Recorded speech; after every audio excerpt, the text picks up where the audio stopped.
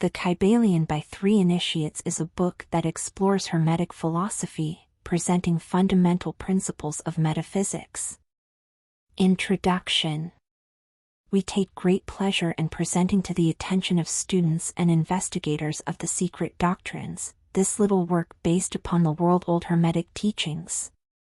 There has been so little written upon this subject, notwithstanding the countless references to the teachings in the many works upon occultism, that the many earnest searchers after the arcane truths will doubtless welcome the appearance of the present volume. The purpose of this work is not the enunciation of any special philosophy or doctrine, but rather is to give to the students a statement of the truth that will serve to reconcile the many bits of occult knowledge that they may have acquired, but which are apparently opposed to each other and which often serve to discourage and disgust the beginner in the study. Our intent is not to erect a new temple of knowledge, but rather to place in the hands of the student a master key, with which he may open the many inner doors in the temple of mystery through the main portals he has already entered. There is no portion of the occult teachings possessed by the world which have been so closely guarded as the fragments of the Hermetic teachings, which have come down to us over the tens of centuries, which have elapsed since the lifetime of its great founder, Hermes Trismegistus, the scribe of the gods, who dwelt in old Egypt in the days when the present race of men was in its infancy. Contemporary with Abraham, and, if the legends be true, an instructor of that venerable sage, Hermes was, and is, the great central sun of occultism, whose rays have served to illumine the countless teachings which have been promulgated since his time. All the fundamental and basic teachings embedded in the esoteric teachings of every race may be traced back to Hermes. Even the most ancient teachings of India undoubtedly have their roots in the original Hermetic teachings. From the land of the Ganges, many advanced occultists wandered to the land of Egypt, and sat at the feet of the master. From him they obtained the master key which explained and reconciled their divergent views, and thus the secret doctrine was firmly established. From other lands also came the learned ones, all of whom regarded Hermes as the master of masters.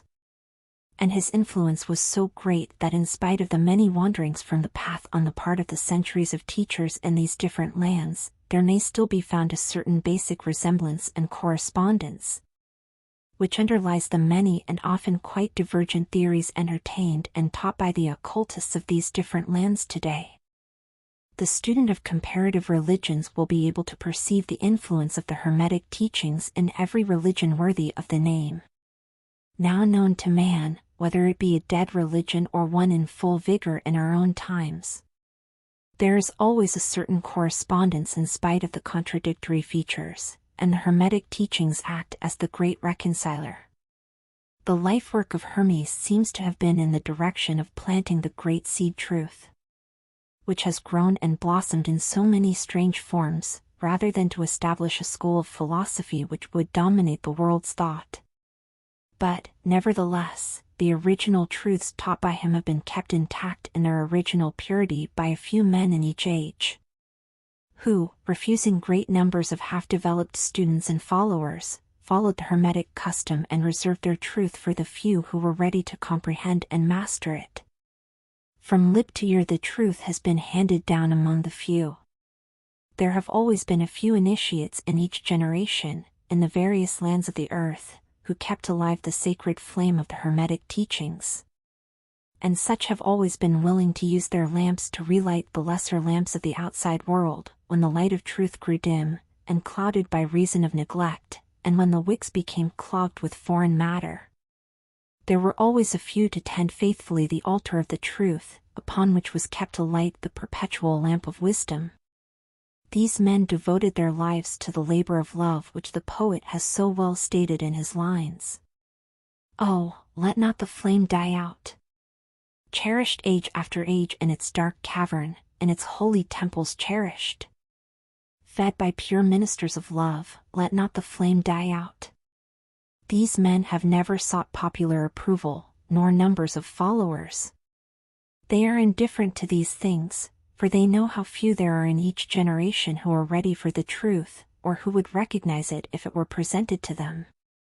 They reserve the strong meat for men, while others furnish the milk for babes. They reserve their pearls of wisdom for the few elect, who recognize their value and who wear them in their crowns, instead of casting them before the materialistic vulgar swine, who would trample them in the mud and mix them with their disgusting mental food. But still these men have never forgotten or overlooked the original teachings of Hermes, regarding the passing on of the words of truth to those ready to receive it, which teaching is stated in the Kybalion as follows. Where fall the footsteps of the master, the ears of those ready for his teaching open wide. And again, when the ears of the student are ready to hear, then cometh the lips to fill them with wisdom. But their customary attitude has always been strictly in accordance with the other Hermetic aphorism, also in the Kybalion. The lips of wisdom are closed, except to the ears of understanding. There are those who have criticized this attitude of the Hermetists, and who have claimed that they did not manifest the proper spirit in their policy of seclusion and reticence. But a moment's glance back over the pages of history will show the wisdom of the masters, who knew the folly of attempting to teach to the world that which it was neither ready or willing to receive. The Hermetists have never sought to be martyrs, and have, instead, sat silently aside with a pitying smile on their closed lips, while the heathen raged noisily about them in their customary amusement of putting to death and torture the honest but misguided enthusiasts, who imagined that they could force upon a race of barbarians the truth capable of being understood only by the elect who had advanced along the path. And the spirit of persecution has not as yet died out in the land. There are certain Hermetic teachings, which if publicly promulgated, would bring down upon the teachers a great cry of scorn and revilement from the multitude, who would again raise the cry of crucify. Crucify. In this little work we have endeavored to give you an idea of the fundamental teachings of the Kybalion, striving to give you the working principles, leaving you to apply them yourselves, rather than attempting to work out the teaching in detail. If you are a true student, you will be able to work out and apply these principles. If not, then you must develop yourself into one, for otherwise the Hermetic teachings will be as words, words, words to you. Chapter 1, The Hermetic Philosophy. The lips of wisdom are closed, except to the ears of understanding. From old Egypt have come the fundamental esoteric and occult teachings, which have so strongly influenced the philosophies of all races, nations and peoples, for several thousand years. Egypt, the home of the pyramids and the Sphinx, was the birthplace of the hidden wisdom and mystic teachings. From her secret doctrine all nations have borrowed. India, Persia, Chaldea, Media, China, Japan, Assyria, ancient Greece and Rome, and other ancient countries partook liberally at the feast of knowledge, which the hierophants and masters of the land of Isis so freely provided for those who came prepared to partake of the great store of mystic and occult lore, which the masterminds of that ancient land had gathered together. In ancient Egypt dwelt the great adepts and masters who have never been surpassed, and who seldom have been equaled, during the centuries that have taken their processional flight since the days of the great Hermes. In Egypt was located the great lodge of lodges of the mystics. At the doors of her temples entered the neophytes who afterward, as hierophants, adepts, and masters, traveled to the four corners of the earth, carrying with them the precious knowledge which they were ready, anxious, and willing to pass on to those who were ready to receive the same. All students of the occult recognize the debt that they owe to these venerable masters of that ancient land. But among these great masters of ancient Egypt there once dwelt one of whom masters hailed as the Master of Masters. This man, if man indeed he was, dwelt in Egypt in the earliest days. He was known as Hermes Trismegistus. He was the father of the occult wisdom, the founder of astrology, the discoverer of alchemy. The details of his life story are lost to history, owing to the lapse of the years.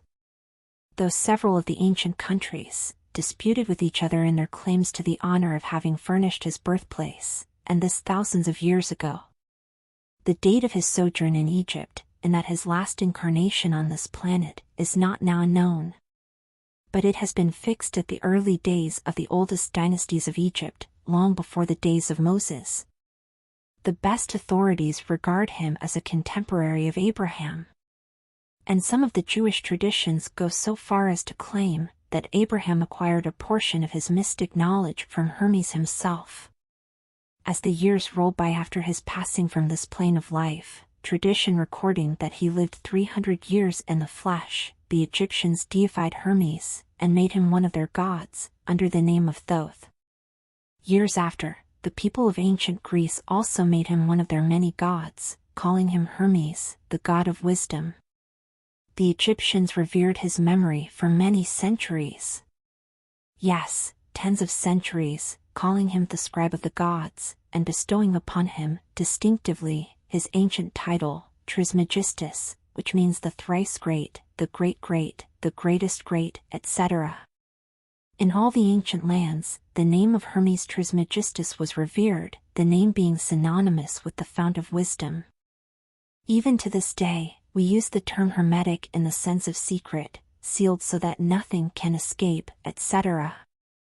And this by reason of the fact that the followers of Hermes always observed the principle of secrecy in their teachings. They did not believe in casting pearls before swine, but rather held to the teaching, milk for babes, meat for strong men, both of which maxims are familiar to readers of the Christian scriptures, but both of which had been used by the Egyptians for centuries before the Christian era. And this policy of careful dissemination of the truth has always characterized the Hermetics, even unto the present day. The Hermetic teachings are to be found in all lands, among all religions, but never identified with any particular country, nor with any particular religious sect. This because of the warning of the ancient teachers against allowing the secret doctrine to become crystallized into a creed. The wisdom of this caution is apparent to all students of history. The ancient occultism of India and Persia degenerated, and was largely lost, owing to the fact that the teachers became priests, and so mixed theology with the philosophy. The result being that the occultism of India and Persia has been gradually lost amidst the mass of religious superstition, cults, creeds and gods. So it was with ancient Greece and Rome. So it was with the Hermetic teachings of the Gnostics and early Christians, which were lost at the time of Constantine, whose iron hand smothered philosophy with the blanket of theology, losing to the Christian Church that which was its very essence and spirit, and causing it to grope throughout several centuries, before it found the way back to its ancient faith. The indications apparent to all careful observers in this 20th century, being that the Church is now struggling to get back to its ancient mystic teachings. But there were always a few faithful souls who kept alive the flame, tending it carefully, and not allowing its light to become extinguished. And thanks to these staunch hearts and fearless minds, we have the truth still with us. But it is not found in books, to any great extent. It has been passed along from master to student, from initiate to hierophant, from lip to ear. When it was written down at all, its meaning was veiled in terms of alchemy and astrology, so that only those possessing the key could read it aright.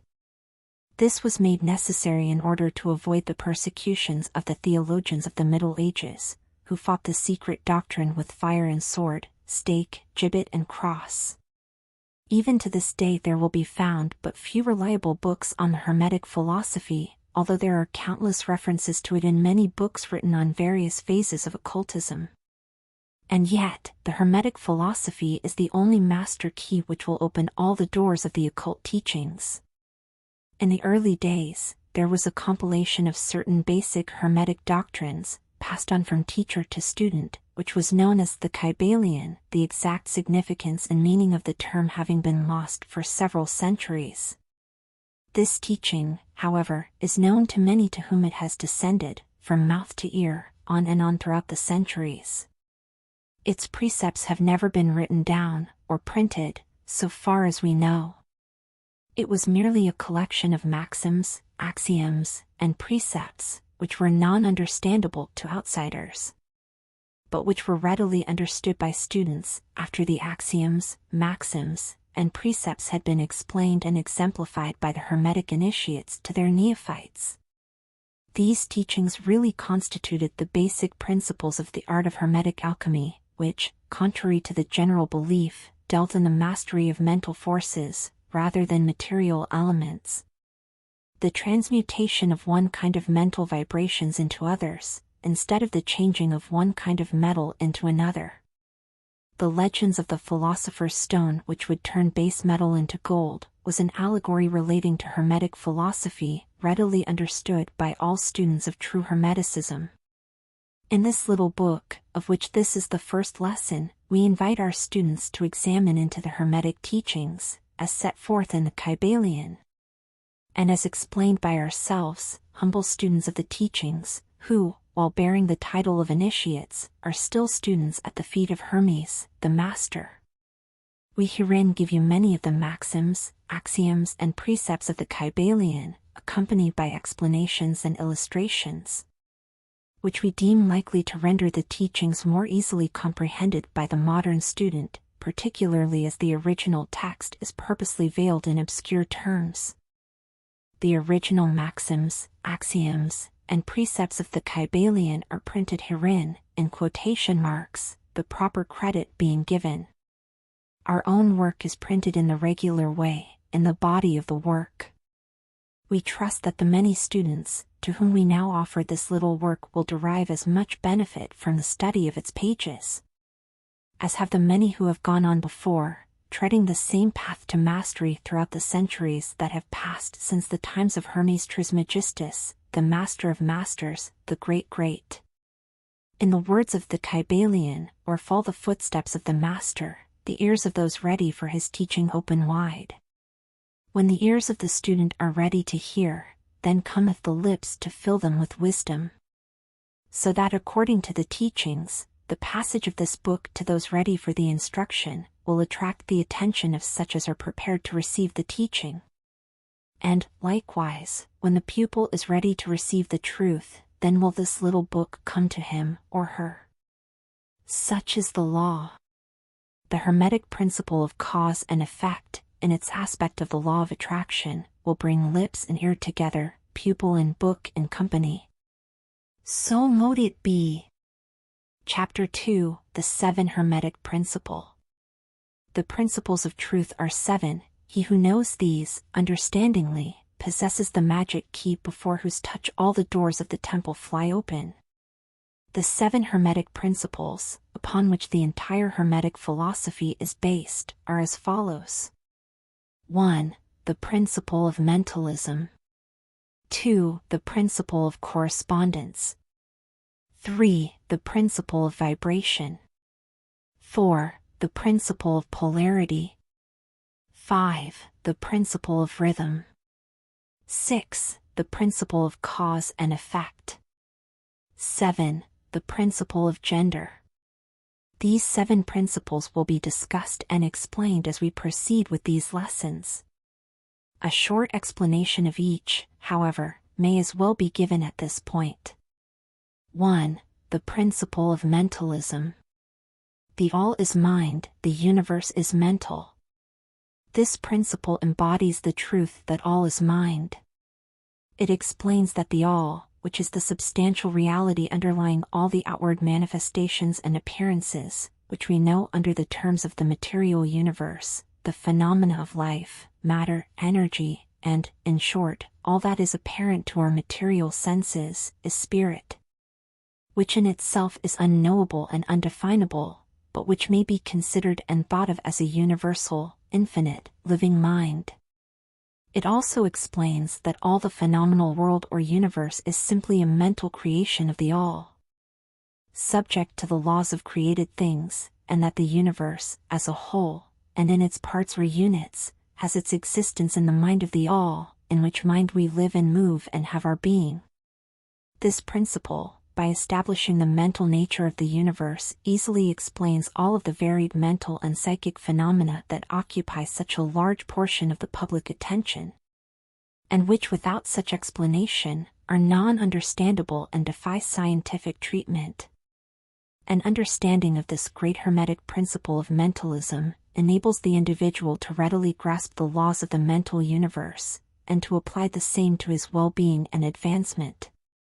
The Hermetic student is enabled to apply intelligently the great mental laws, instead of using them in a haphazard manner. With the master key in his possession, the student may unlock the many doors of the mental and psychic temple of knowledge, and enter the same freely and intelligently.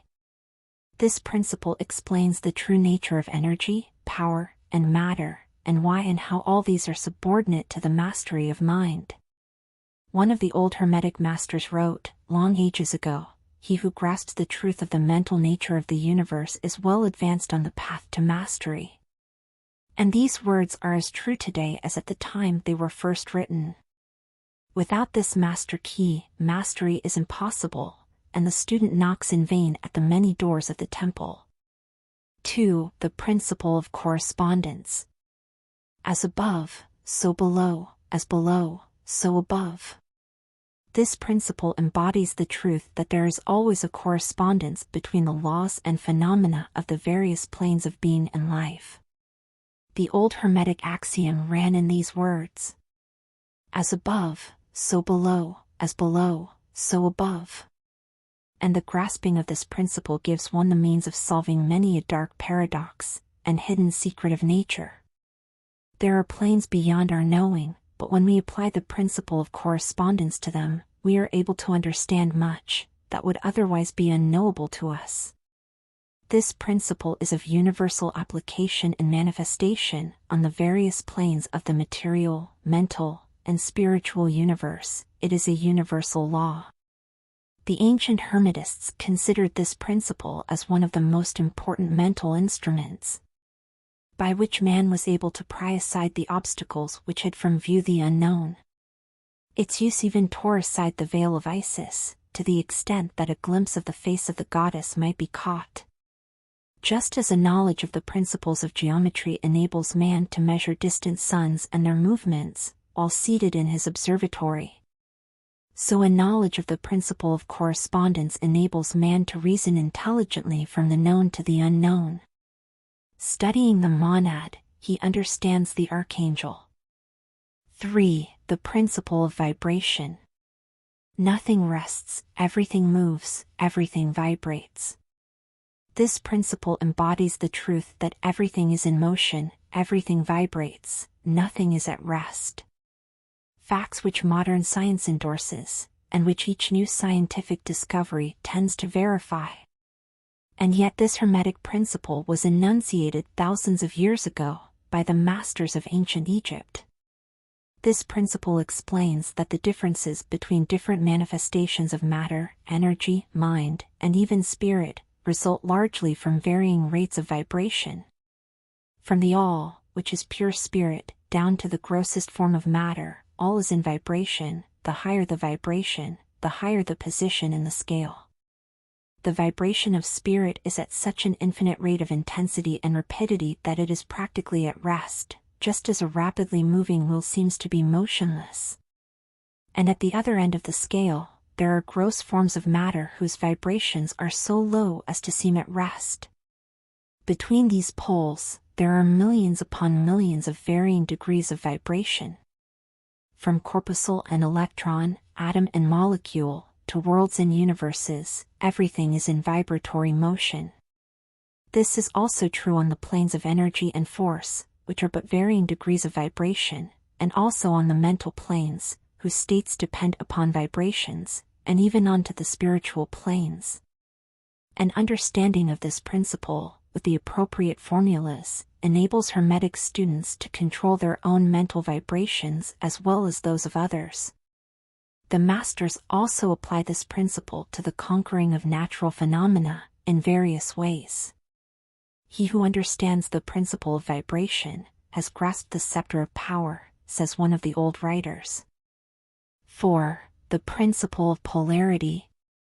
Everything is dual, everything has poles, everything has its pair of opposites. Like and unlike are the same, opposites are identical in nature, but different in degree, extremes meet. All truths are but half-truths.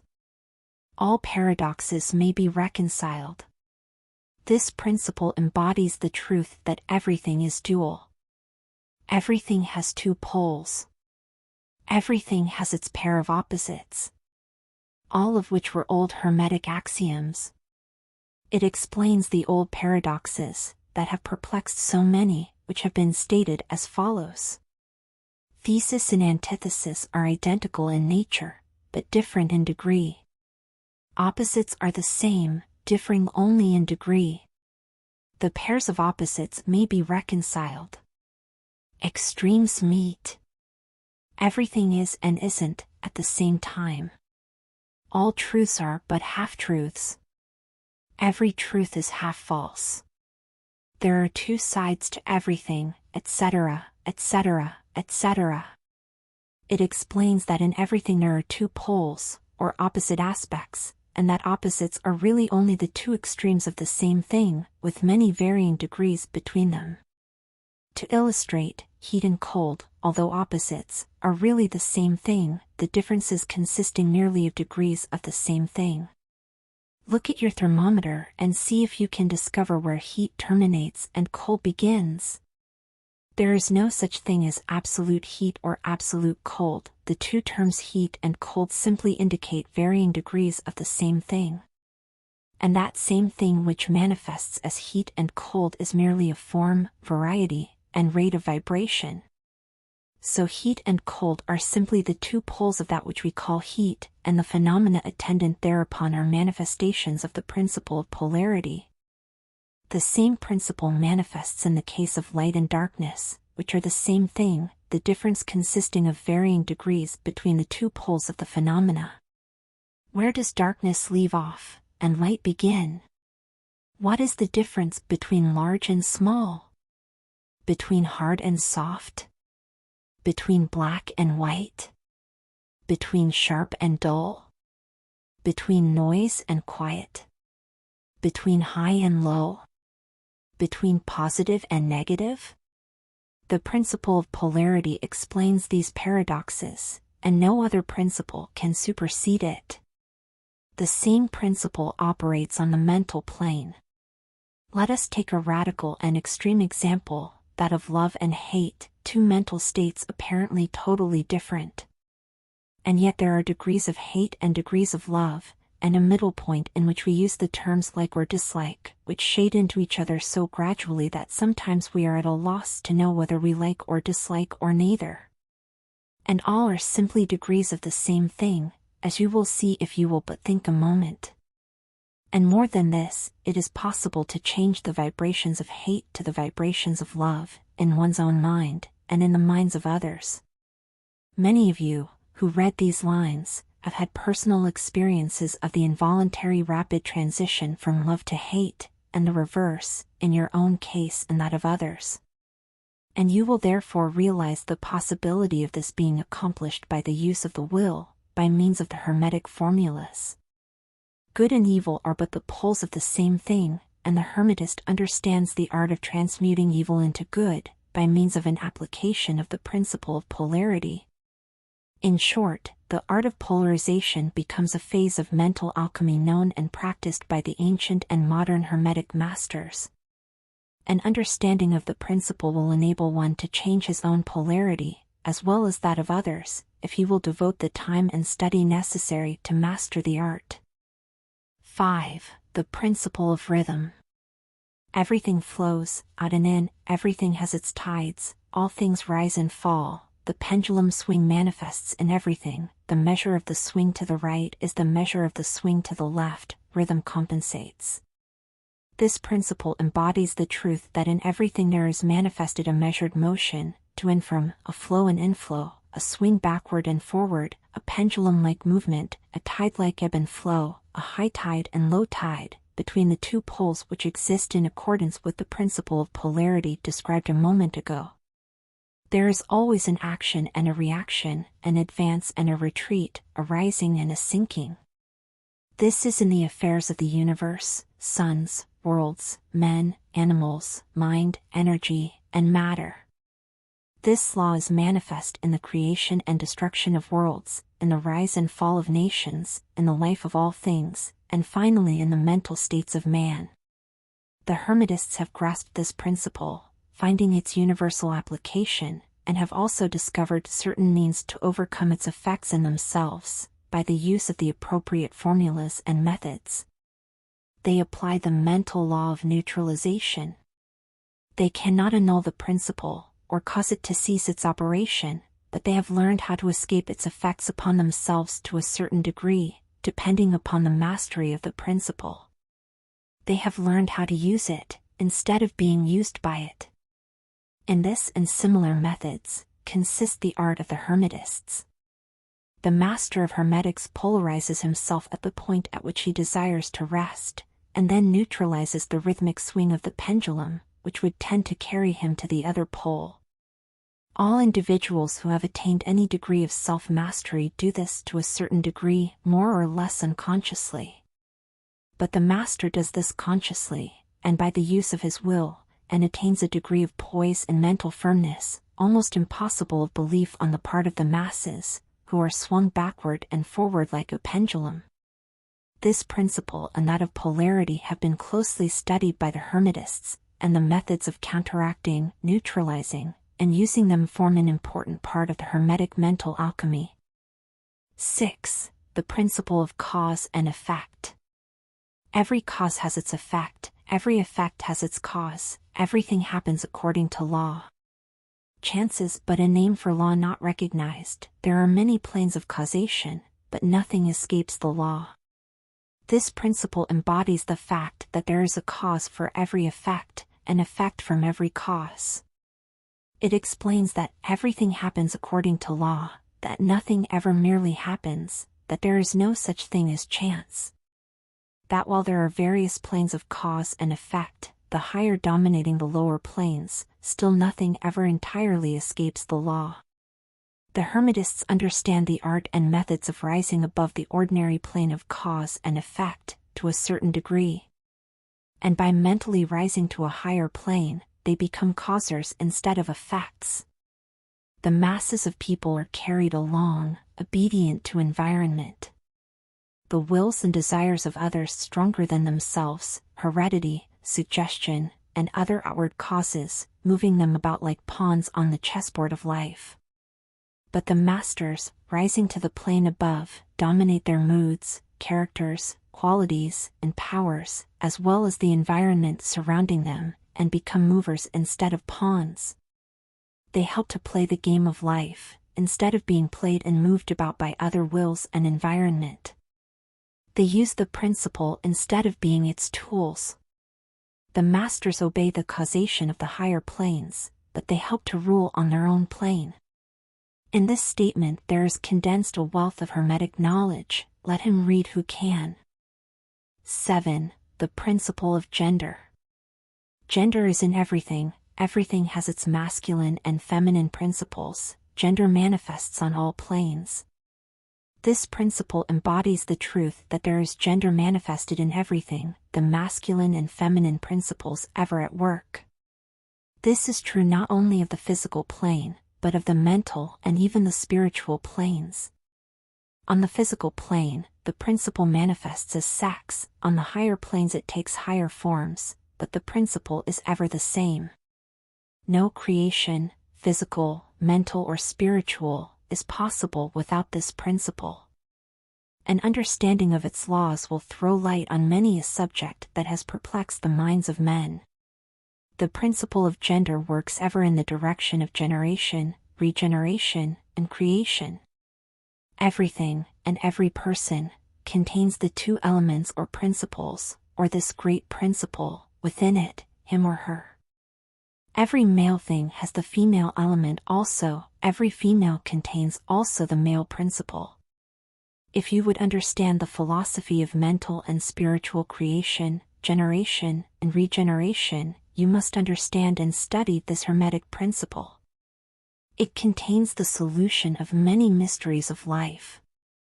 We caution you that this principle has no reference to the many base, pernicious and degrading lustful theories, teachings and practices, which are taught under fanciful titles, and which are a prostitution of the great natural principle of gender. Such base revivals of the ancient infamous forms of phallicism tend to ruin mind, body and soul. And the Hermetic philosophy has ever sounded the warning note against these degraded teachings which tend toward lust, licentiousness, and perversion of nature's principles. If you seek such teachings, you must go elsewhere for them. Hermeticism contains nothing for you along these lines.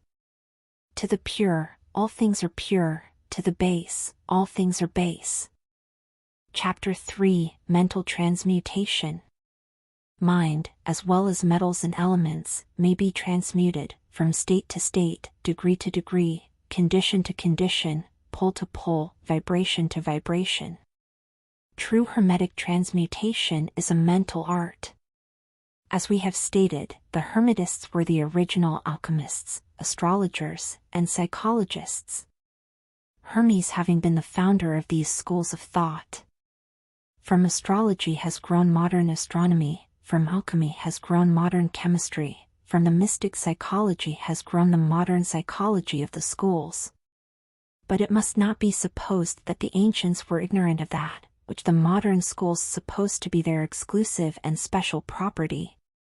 The records engraved on the stones of ancient Egypt show conclusively that the ancients had a full comprehensive knowledge of astronomy. The very building of the pyramids showing the connection between their design and the study of astronomical science. Nor were they ignorant of chemistry, for the fragments of the ancient writings show that they were acquainted with the chemical properties of things. In fact, the ancient theories regarding physics are being slowly verified by the latest discoveries of modern science, notably those relating to the constitution of matter.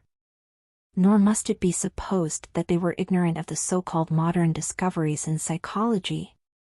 On the contrary, the Egyptians were especially skilled in the science of psychology, particularly in the branches that the modern schools ignore, but which nevertheless are being uncovered under the name of psychic science, which is perplexing the psychologists of today, and making them reluctantly admit that there may be something in it after all.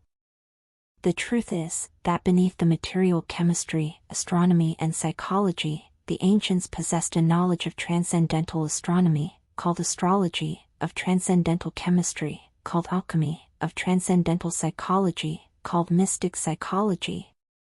They possessed the inner knowledge as well as the outer knowledge, the latter alone being possessed by modern scientists. Among the many secret branches of knowledge possessed by the Hermetists, was that known as mental transmutation, which forms the subject matter of this lesson. Transmutation is a term usually employed to designate the ancient art of the transmutation of metals, particularly of the base metals, into gold. The word transmute means to change from one nature, form, or substance, into another, to transform. And accordingly, mental transmutation means the art of changing and transforming mental states, forms, and conditions, into others. So you may see that mental transmutation is the art of mental chemistry, if you like the term, a form of practical mystic psychology. But this means far more than appears on the surface.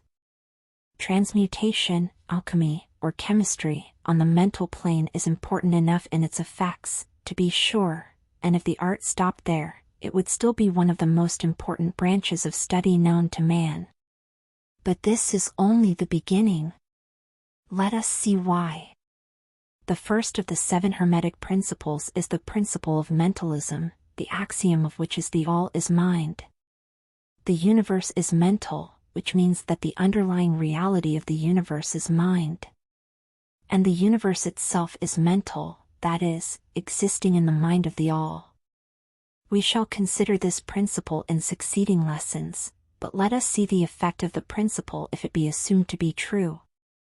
If the universal is mental in its nature, then mental transmutation must be the art of changing the conditions of the universe, along the lines of matter, force and mind. So you see, therefore, that mental transmutation is really the magic of which the ancient writers had so much to say in their mystical works, and about which they gave so few practical instructions.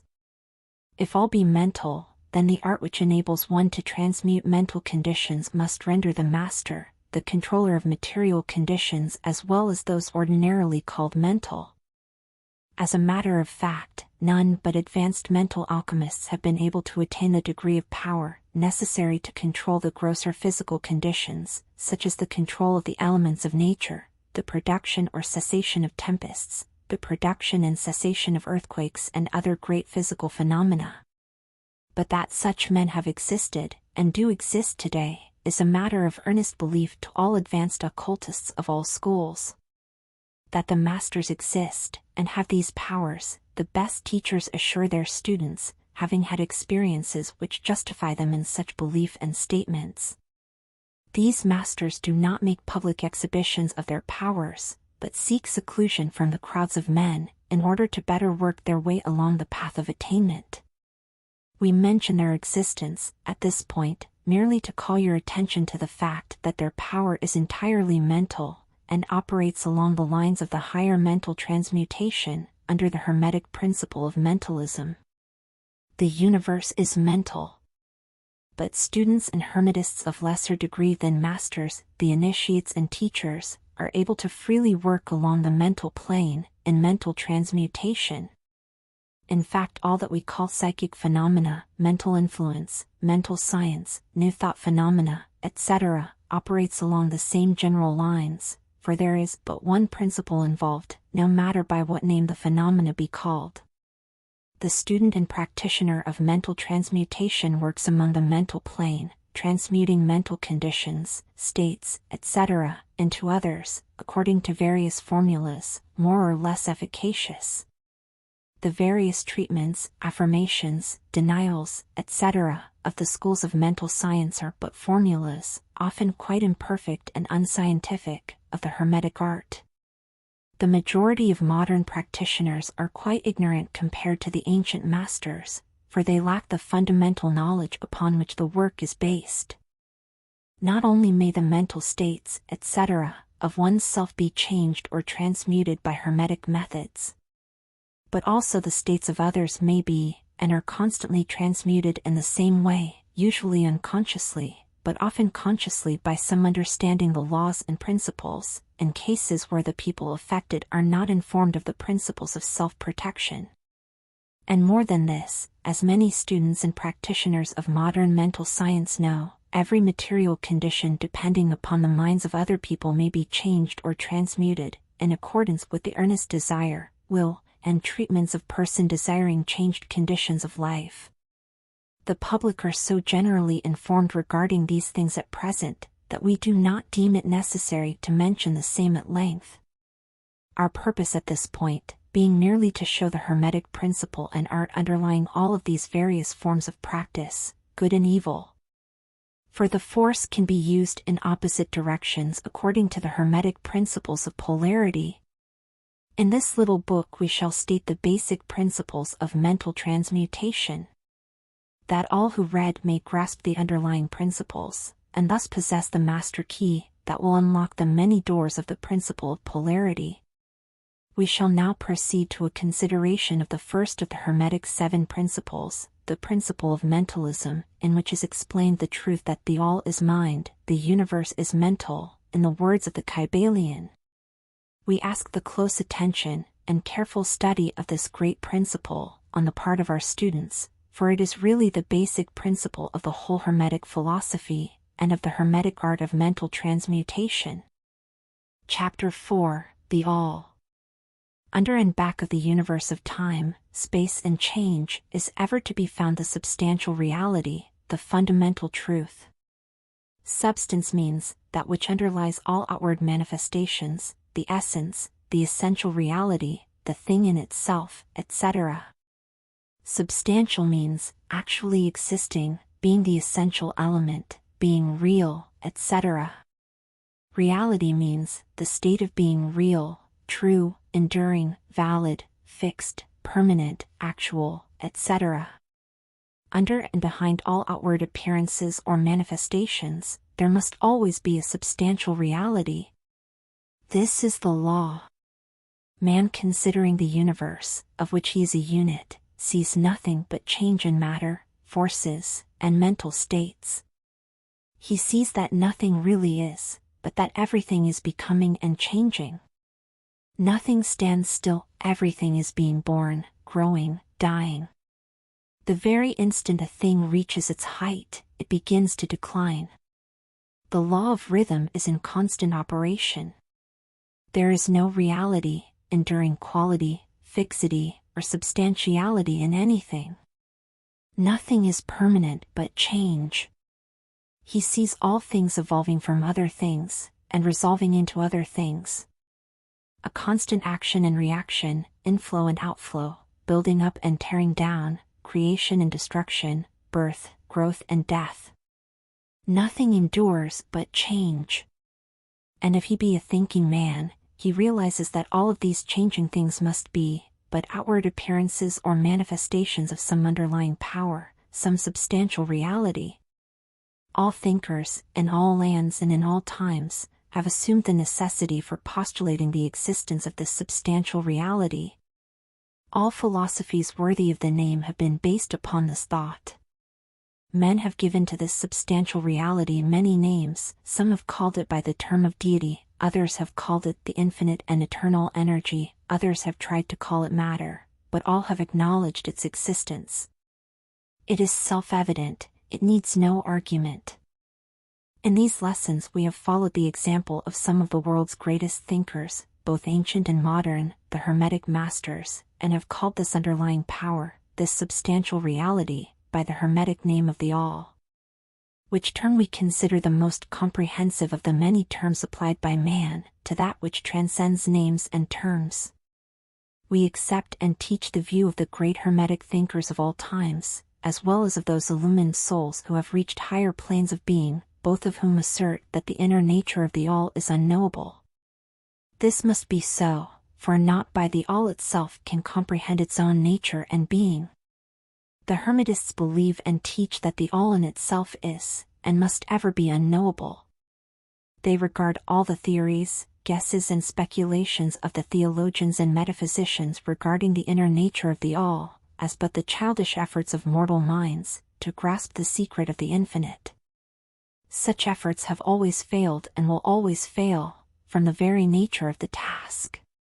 One pursuing such inquiries travels around and around in the labyrinth of thought, until he is lost to all sane reasoning, action or conduct, and is utterly unfitted for the work of life. He is like the squirrel which frantically runs around and around the circling treadmill wheel of his cage, traveling ever and yet reaching nowhere. At the end a prisoner still, and standing just where he started.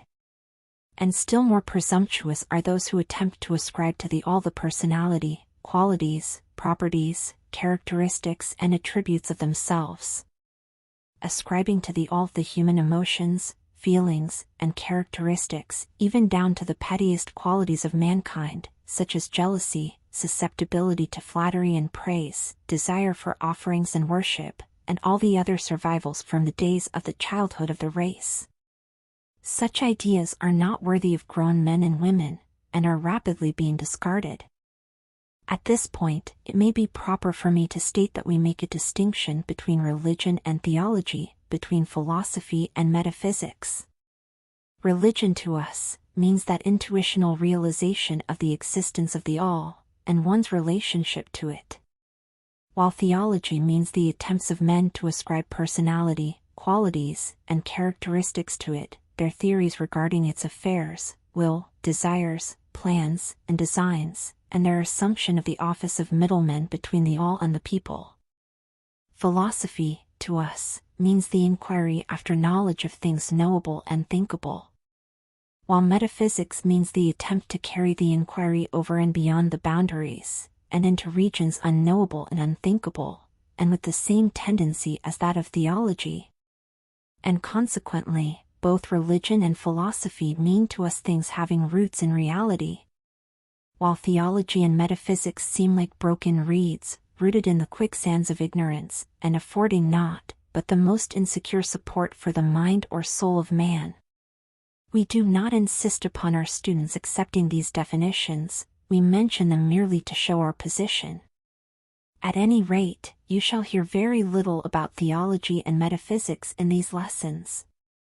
But while the essential nature of the all is unknowable, there are certain truths connected with its existence, which the human mind finds itself compelled to accept. And an examination of these reports form a proper subject of inquiry, particularly as they agree with the reports of the illumined on higher planes. And to this inquiry we now invite you. That which is the fundamental truth, the substantial reality, is beyond true naming, but the wise men call it the all. In its essence, the all is unknowable. But the report of reason must be hospitably received, and treated with respect. The human reason, whose reports we must accept so long as we think it all, informs us as follows regarding the all, and that without attempting to remove the veil of the unknowable. 1. The all must be all that really is. There can be nothing existing outside of the all, else the all would not be the all. 2. The all must be infinite, for there is nothing else to define, confine, bound, limit or restrict the all. It must be infinite in time, or eternal. It must have always continuously existed, for there is nothing else to have ever created it, and something can never evolve from nothing, and if it had ever not been, even for a moment, it would not be now. It must continuously exist forever, for there is nothing to destroy it, and it can never not be, even for a moment, because something can never become nothing. It must be infinite in space, it must be everywhere, for there is no place outside of the all. It cannot be otherwise than continuous in space, without break, cessation, separation, or interruption, for there is nothing to break, separate, or interrupt its continuity, and nothing with which to fill in the gaps. It must be infinite in power, or absolute, for there is nothing to limit, restrict, restrain, confine, disturb or condition it. It is subject to no other power, for there is no other power. 3. The all must be immutable, or not subject to change in its real nature, for there is nothing to work changes upon it. Nothing into which it could change, nor from which it could have changed. It cannot be added to nor subtracted from, increased nor diminished, nor become greater or lesser in any respect whatsoever. It must have always been, and must always remain, just what it is now. The all, there has never been, is not now, and never will be, anything else into which it can change. The all being infinite, absolute, eternal and unchangeable, it must follow that anything finite, changeable, fleeting, and conditioned cannot be the all. And as there is nothing outside of the all, in reality, then any and all such finite things must be as nothing in reality. Now do not become befogged, nor frightened. We are not trying to lead you into the Christian Science field under cover of Hermetic philosophy. There is a reconciliation of this apparently contradictory state of affairs. Be patient, we will reach it in time. We see around us that which is called matter, which forms the physical foundation for all forms. Is the all merely matter? Not at all. Matter cannot manifest life or mind, and as life and mind are manifested in the universe, the all cannot be matter. For nothing rises higher than its own source. Nothing is ever manifested in an effect that is not in the cause. Nothing is evolved as a consequent that is not involved as an antecedent.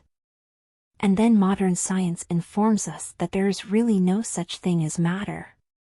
That what we call matter is merely interrupted energy or force, that is, energy or force at a low rate of vibration. As a recent writer has said, matter has melted into mystery. Even material science has abandoned the theory of matter, and now rests on the basis of energy. Then is the all mere energy or force? Not energy or force as the materialists use the terms, for their energy and force are blind, mechanical things, devoid of life or mind. Life and mind can never evolve from blind energy or force, for the reason given a moment ago. Nothing can rise higher than its source, nothing is evolved unless it is involved, nothing manifests in the effect, unless it is in the cause. And so the all cannot be mere energy or force, for if it were, then there would be no such things as life and mind in existence. And we know better than that, for we are alive and using mind to consider this very question, and so are those who claim that energy or force is everything. What is there then higher than matter or energy that we know to be existent in the universe? Life and mind. Life and mind in all their varying degrees of unfoldment. Then, you ask, do you mean to tell us that the all is life and mind? Yes. And no, is our answer. If you mean life and mind as we poor petty mortals know them, we say no. The all is not that. But what kind of life and mind do you mean, you ask? The answer is living mind, as far above that which mortals know by those words, as life and mind are higher than mechanical forces, or matter, infinite living mind as compared to finite life and mind. We mean that which the illumined souls mean when they reverently pronounce the word Spirit. The all is infinite living mind, the illumined call it spirit. Chapter 5, The Mental Universe. The universe is mental, held in the mind of the all. The all is spirit. But what is spirit? This question cannot be answered, for the reason that its definition is practically that of the all, which cannot be explained or defined. Spirit is simply a name that men give to the highest conception of infinite living mind. It means the real essence. It means living mind, as much superior to life and mind as we know them, as the latter are superior to mechanical energy and matter. Spirit transcends our understanding, and we use the term merely that we may think or speak of the all. For the purposes of thought and understanding, we are justified in thinking of spirit as infinite living mind, at the same time acknowledging that we cannot fully understand it. We must either do this or stop thinking of the matter at all. Let us now proceed to a consideration of the nature of the universe, as a whole and in its parts. What is the universe? We have seen that there can be nothing outside of the all. Then is the universe the all? No, this cannot be, because the universe seems to be made up of many, and is constantly changing. And in other ways it does not measure up to the ideas that we are compelled to accept regarding the all, as stated in our last lesson. Then if the universe be not the all, then it must be nothing, such is the inevitable conclusion of the mind at first thought. But this will not satisfy the question, for we are sensible of the existence of the universe. Then if the universe is neither the all, nor nothing, what can it be? Let us examine this question. If the universe exists at all, or seems to exist, it must proceed in some way from the all, it must be a creation of the all. But as something can never come from nothing, from what could the all have created it? Some philosophers have answered this question by saying that the all created the universe from itself. That is, from the being and substance of the all.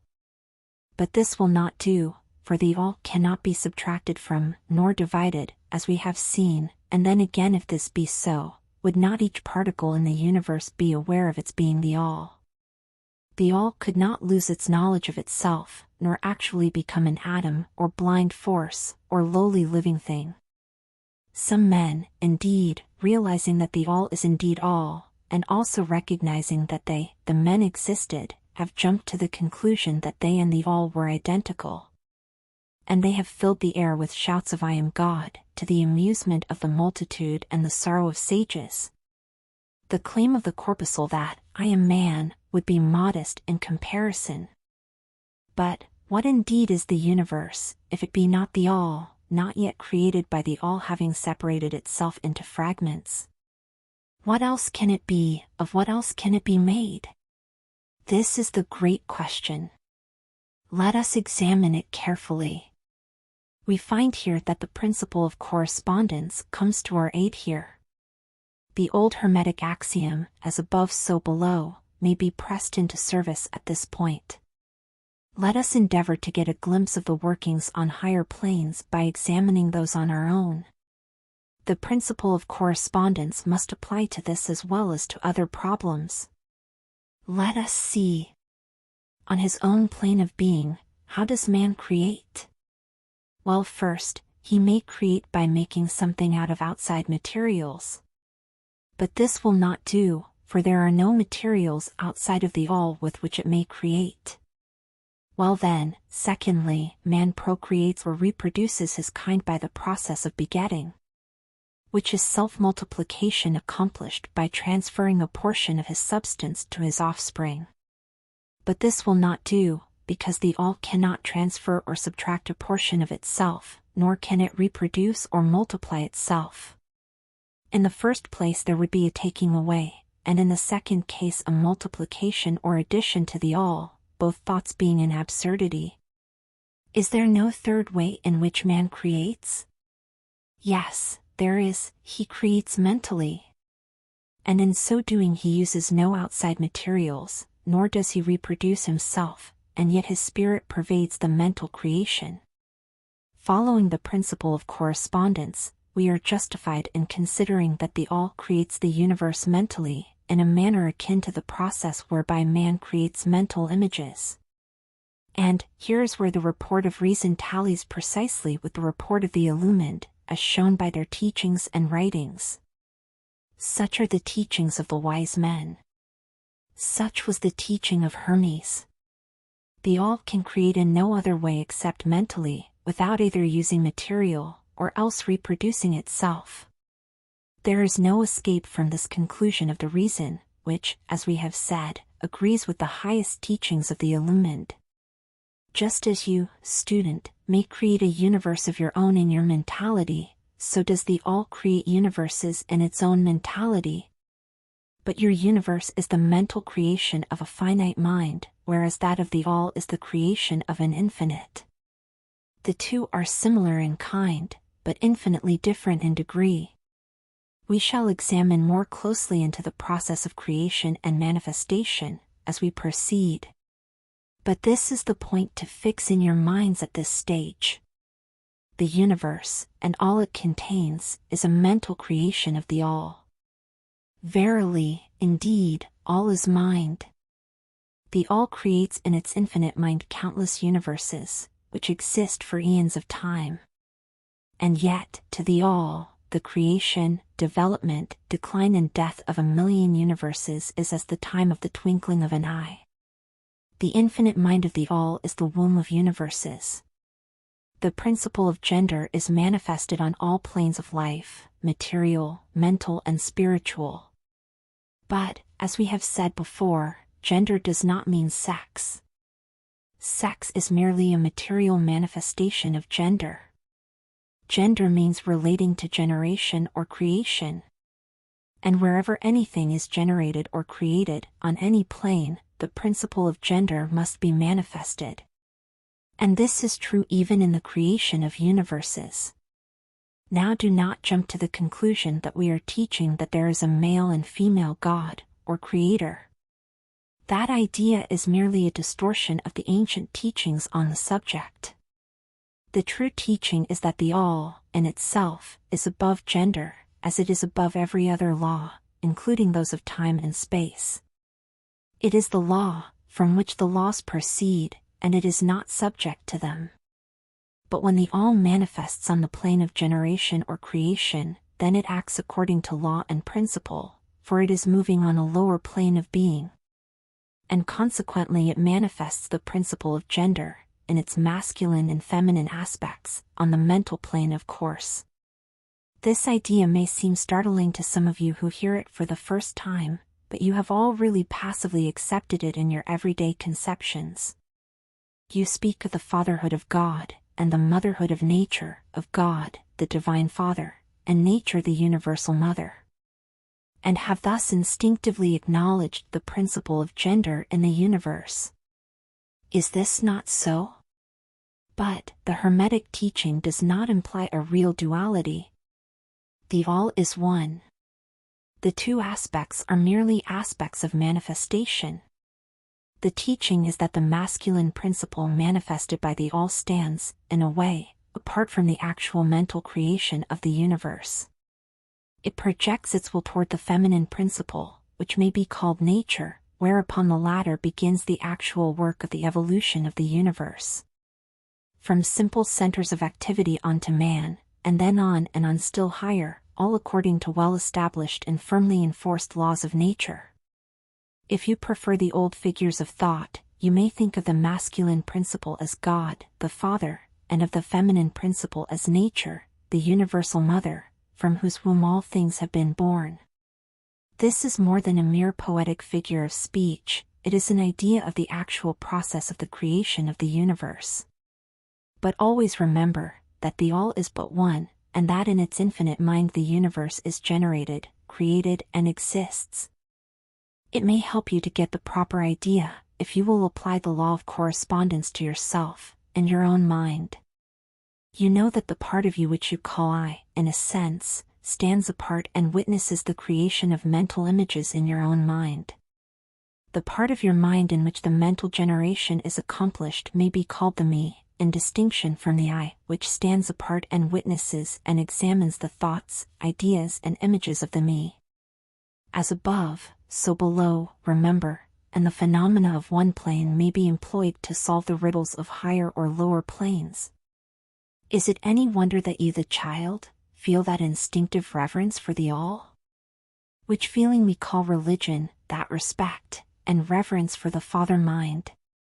Is it any wonder that when you consider the works and wonders of nature, you are overcome with a mighty feeling which has its roots away down in your inmost being?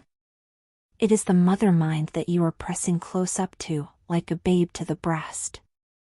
Do not make the mistake of supposing that the little world you see around you, the earth, which is a mere grain of dust in the universe, is the universe itself. There are millions upon millions of such worlds, and greater. And there are millions of such universes in existence within the infinite mind of the all. And even in our own little solar system there are regions and planes of life far higher than ours.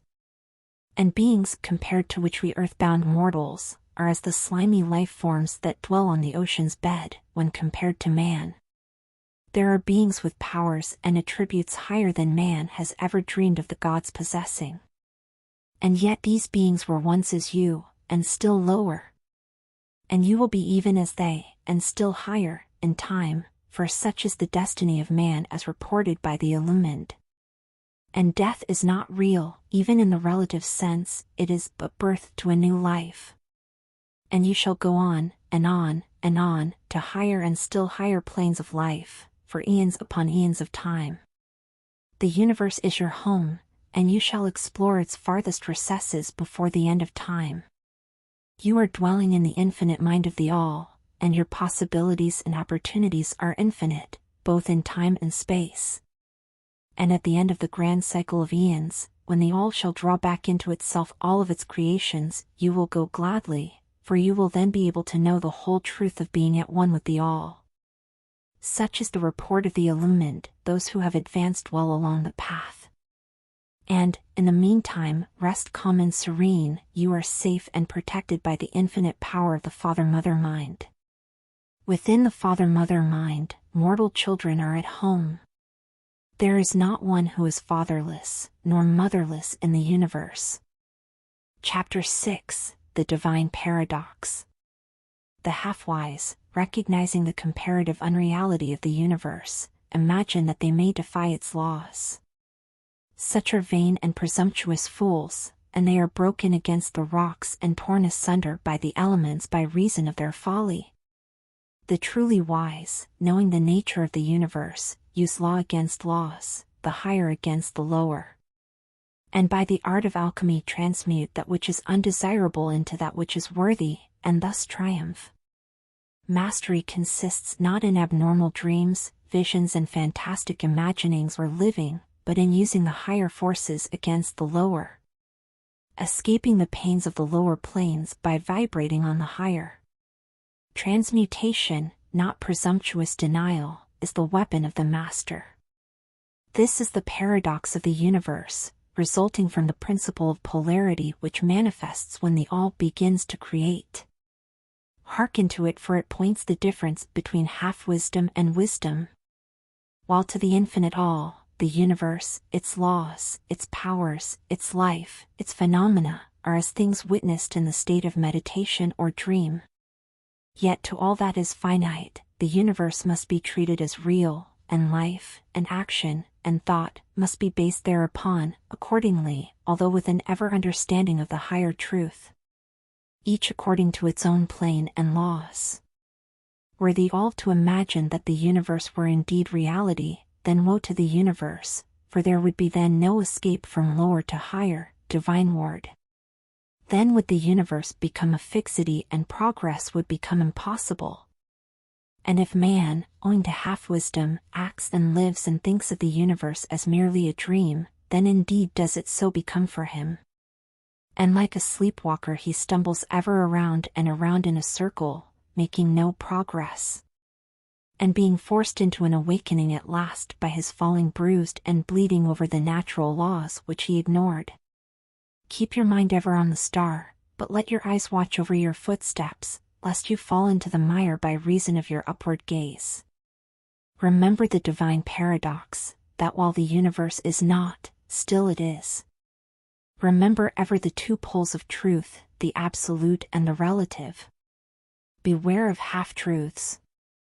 What Hermetists know as the law of paradox is an aspect of the principle of polarity.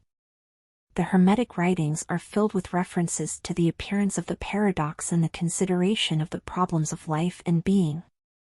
The teachers are constantly warning their students against the error of omitting the other side of any question.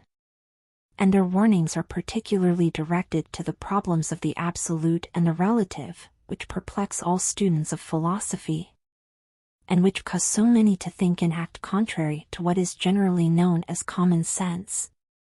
And we caution all students to be sure to grasp the divine paradox of the absolute and relative, lest they become entangled in the mire of the half-truth. With this in view, this particular lesson has been written. Read it carefully. The first thought that comes to the thinking man after he realizes the truth that the universe is a mental creation of the all, is that the universe and all that it contains is a mere illusion, an unreality, against which idea his instincts revolt. But this, like all other great truths, must be considered both from the absolute and the relative points of view. From the absolute viewpoint, of course, the universe is in the nature of an illusion, a dream, a phantasmagoria, as compared to the all in itself.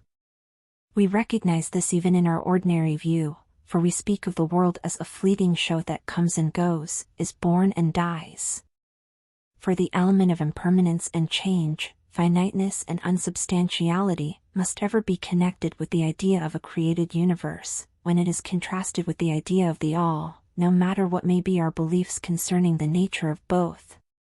Philosopher, metaphysician, scientist and theologian all agree upon this idea. And the thought is found in all forms of philosophical thought and religious conceptions, as well as in the theories of the respective schools of metaphysics and theology. So, the Hermetic teachings do not preach the unsubstantiality of the universe in any stronger terms than those more familiar to you. Although their presentation of the subject may seem somewhat more startling. Anything that has a beginning and an ending must be, in a sense, unreal and untrue, and the universe comes under the rule, in all schools of thought.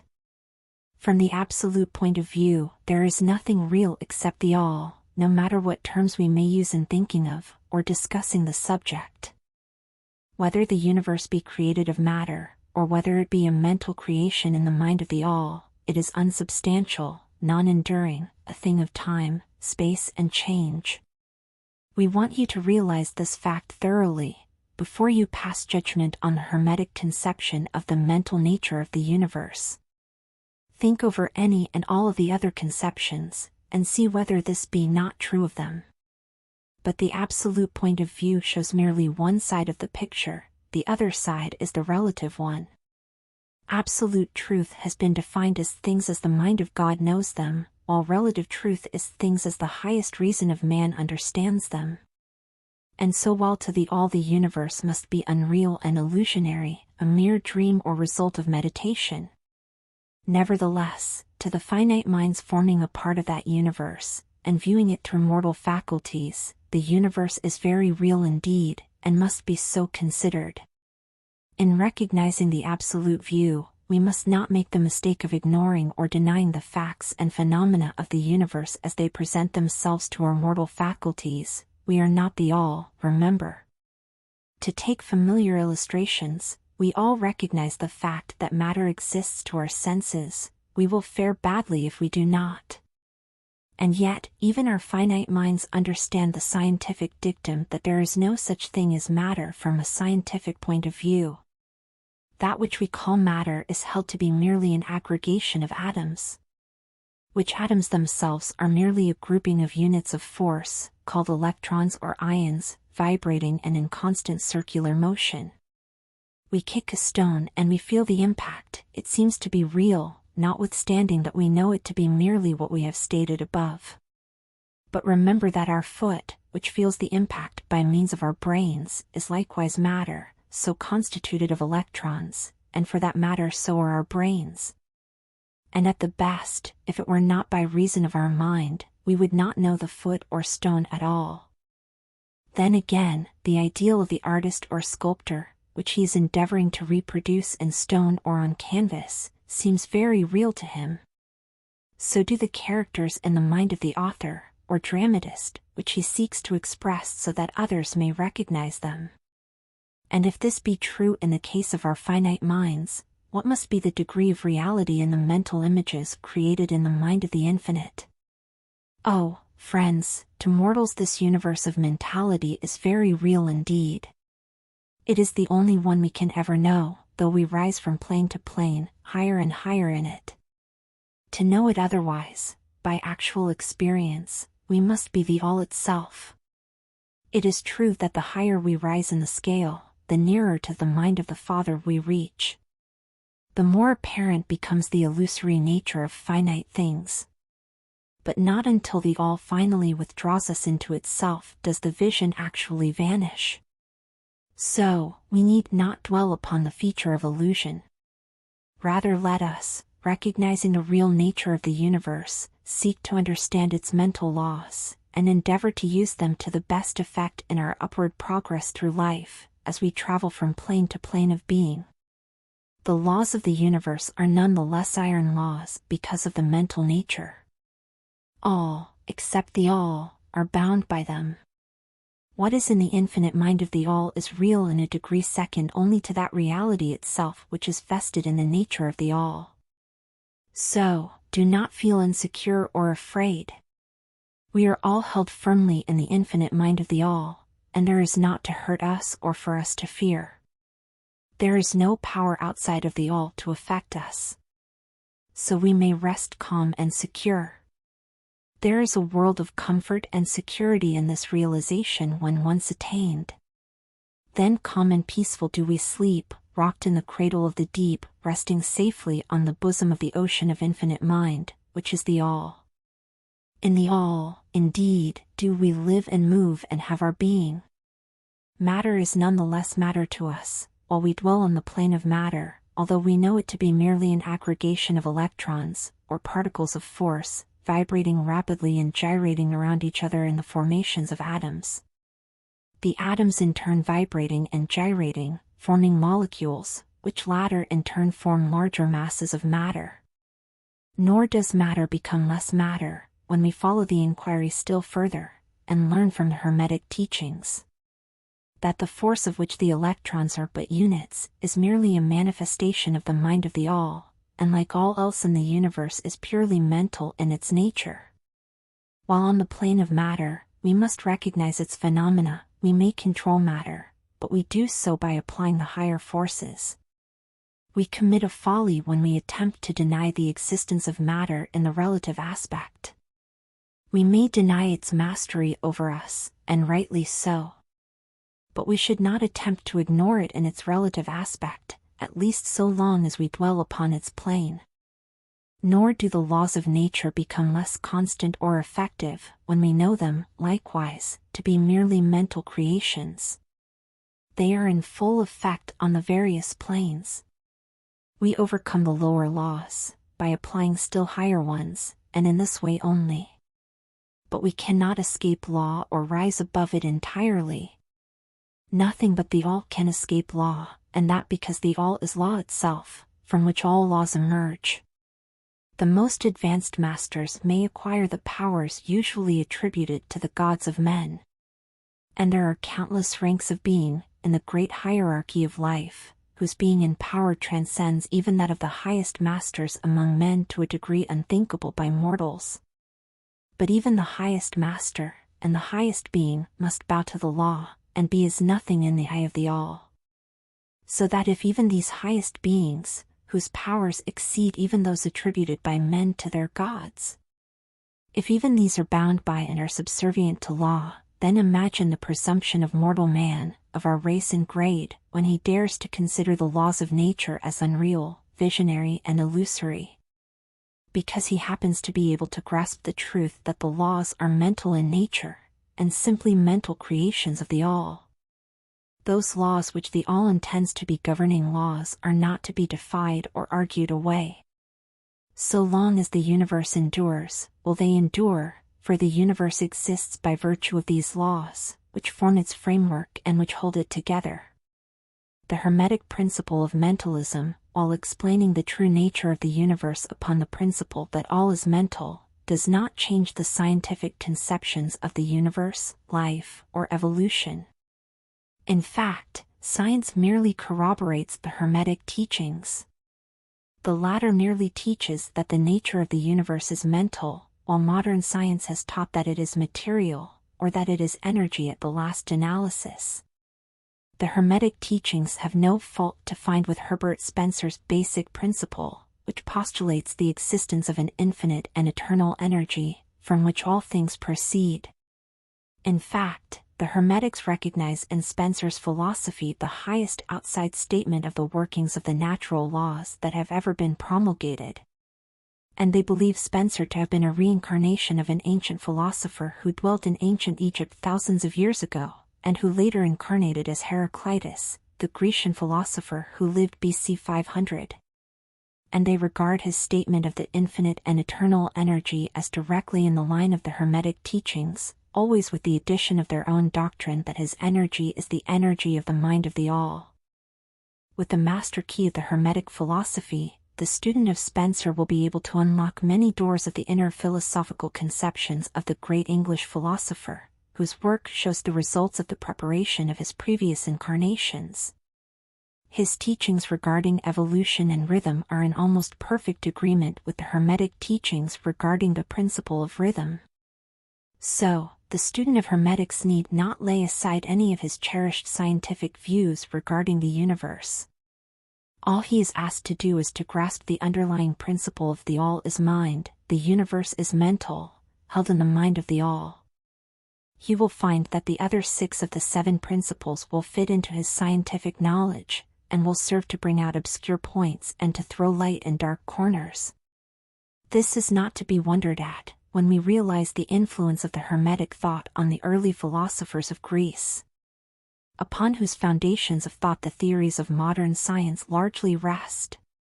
The acceptance of the first Hermetic principle, mentalism, is the only great point of difference between modern science and Hermetic students. And science is gradually moving toward the Hermetic position, in its groping in the dark for a way out of the labyrinth, into which it has wandered in its search for reality. The purpose of this lesson is to impress upon the minds of our students the fact that, to all intents and purposes, the universe and its laws, and its phenomena, are just as real, so far as man is concerned, as they would be under the hypotheses of materialism or energism.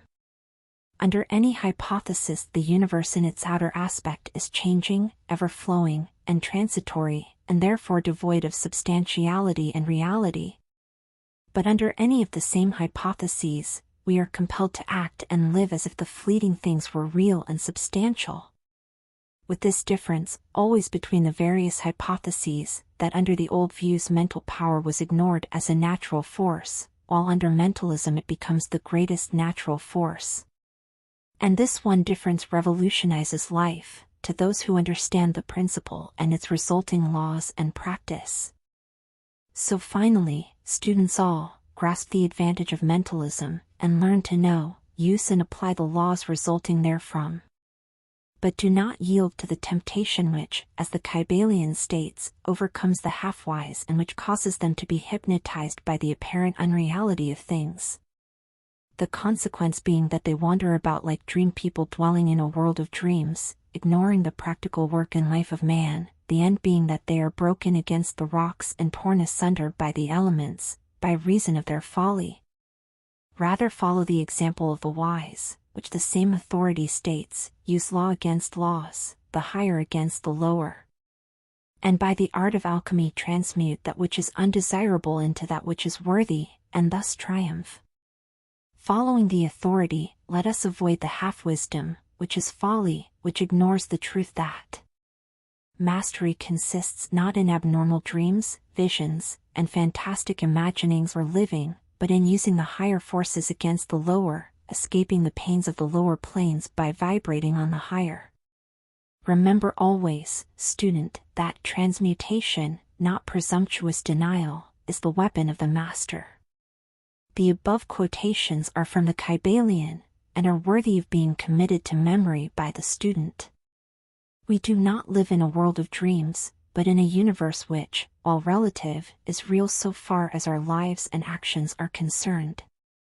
Our business in the universe is not to deny its existence, but to live, using the laws to rise from lower to higher.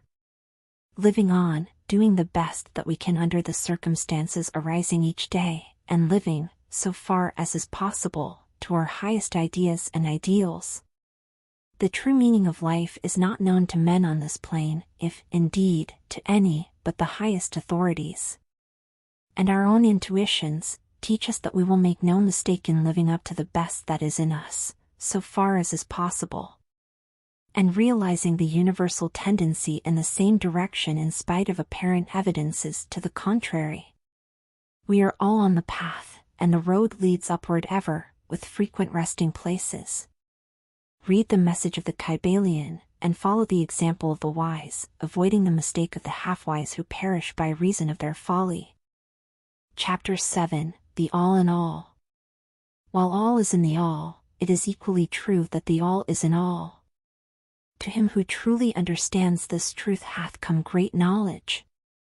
How often have the majority of people heard repeated the statement that their deity, called by many names, was all in all? And how little have they suspected the inner occult truth concealed by these carelessly uttered words? The commonly used expression is a survival of the ancient Hermetic maxim quoted above. As the Kybalion says, to him who truly understands this truth, hath come great knowledge. And this being so, let us seek this truth, the understanding of which means so much. In this statement of truth, this Hermetic maxim, is concealed one of the greatest philosophical, scientific and religious truths. We have given you the Hermetic teaching regarding the mental nature of the universe, the truth that the universe is mental, held in the mind of the all. As the Kybalion says, in the passage quoted above, all is in the all. But note also the correlated statement, that, it is equally true that the all is in all. This apparently contradictory statement is reconcilable under the law of paradox. It is, moreover, an exact Hermetic statement of the relations existing between the all and its mental universe. We have seen how all is in the all, now let us examine the other aspect of the subject. The Hermetic teachings are to the effect that the all is immanent in, remaining within, inherent, abiding within, its universe, and in every part, particle, unit, or combination, within the universe.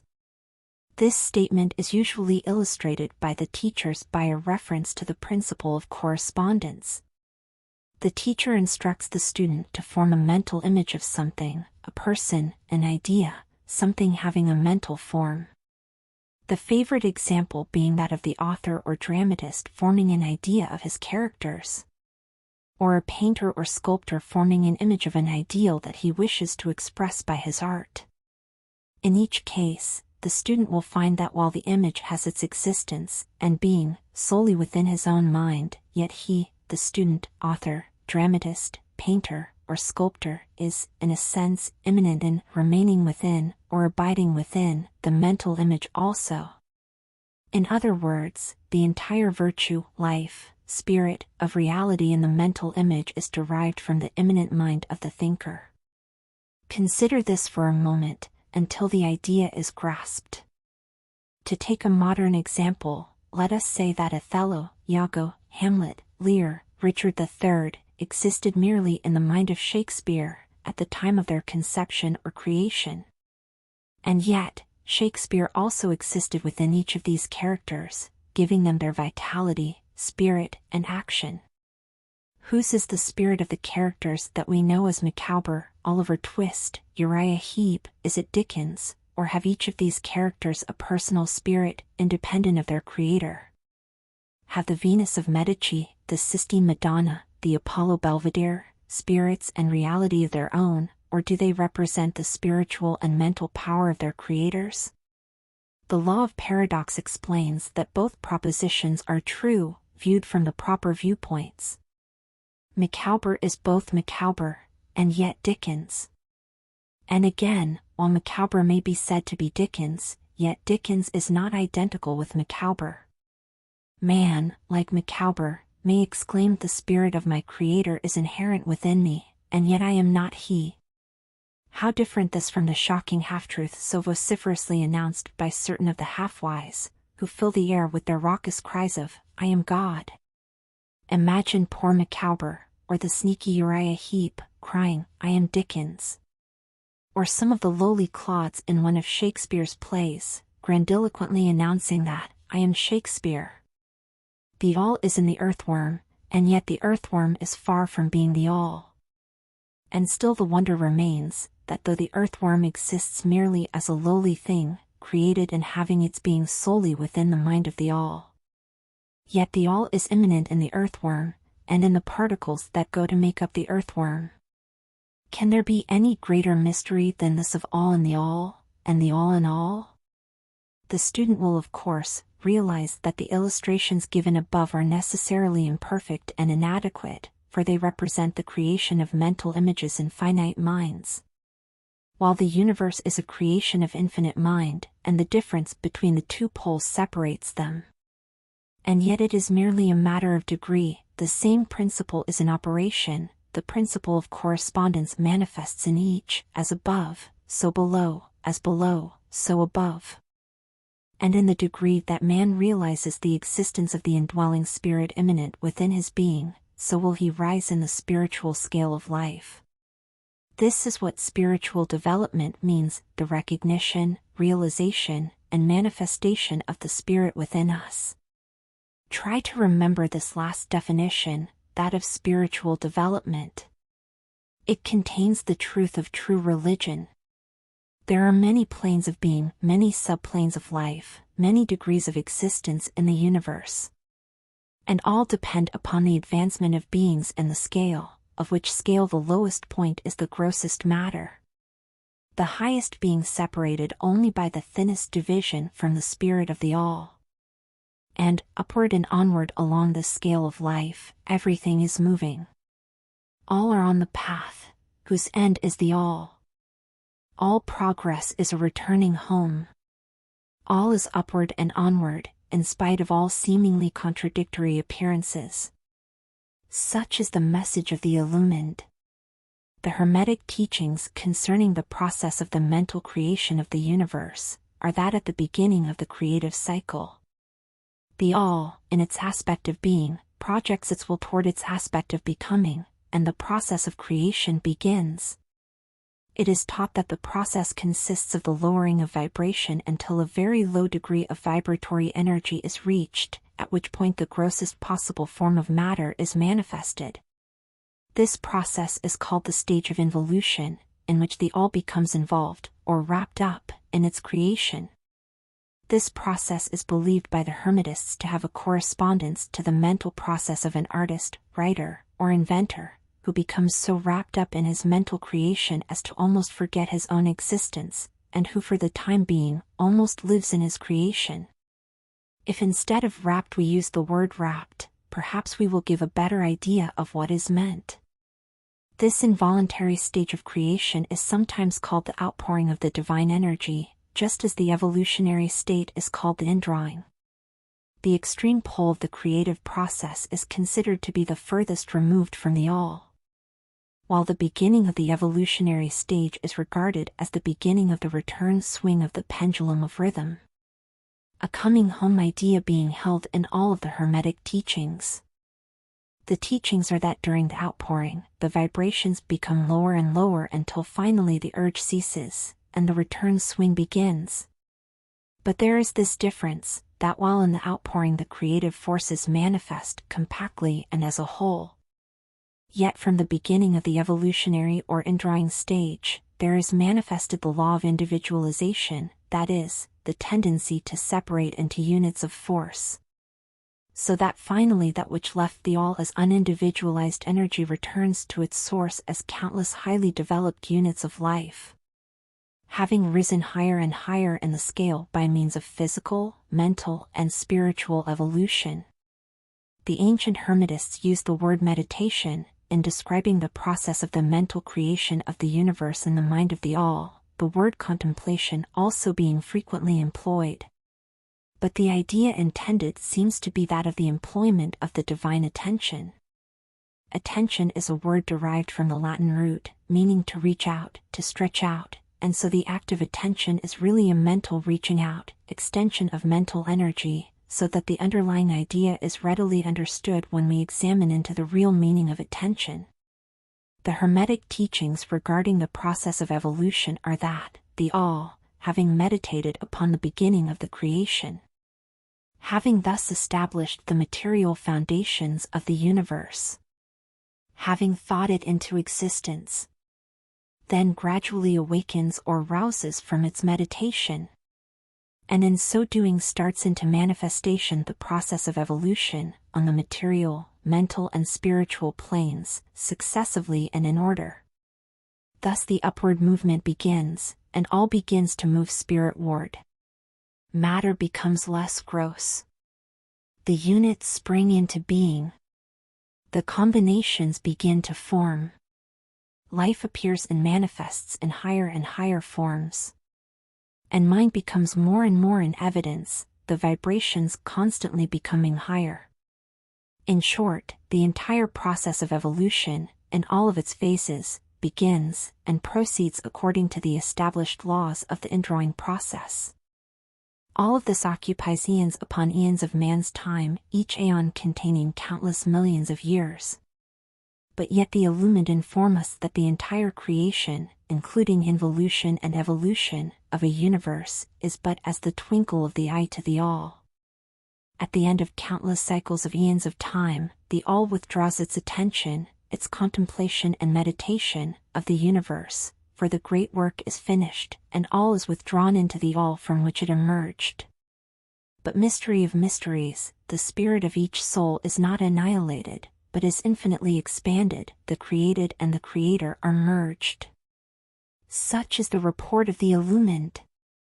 The above illustration of the meditation, and subsequent awakening from meditation, of the all, is of course but an attempt of the teachers to describe the infinite process by a finite example. And yet, as below, so above. The difference is merely in degree.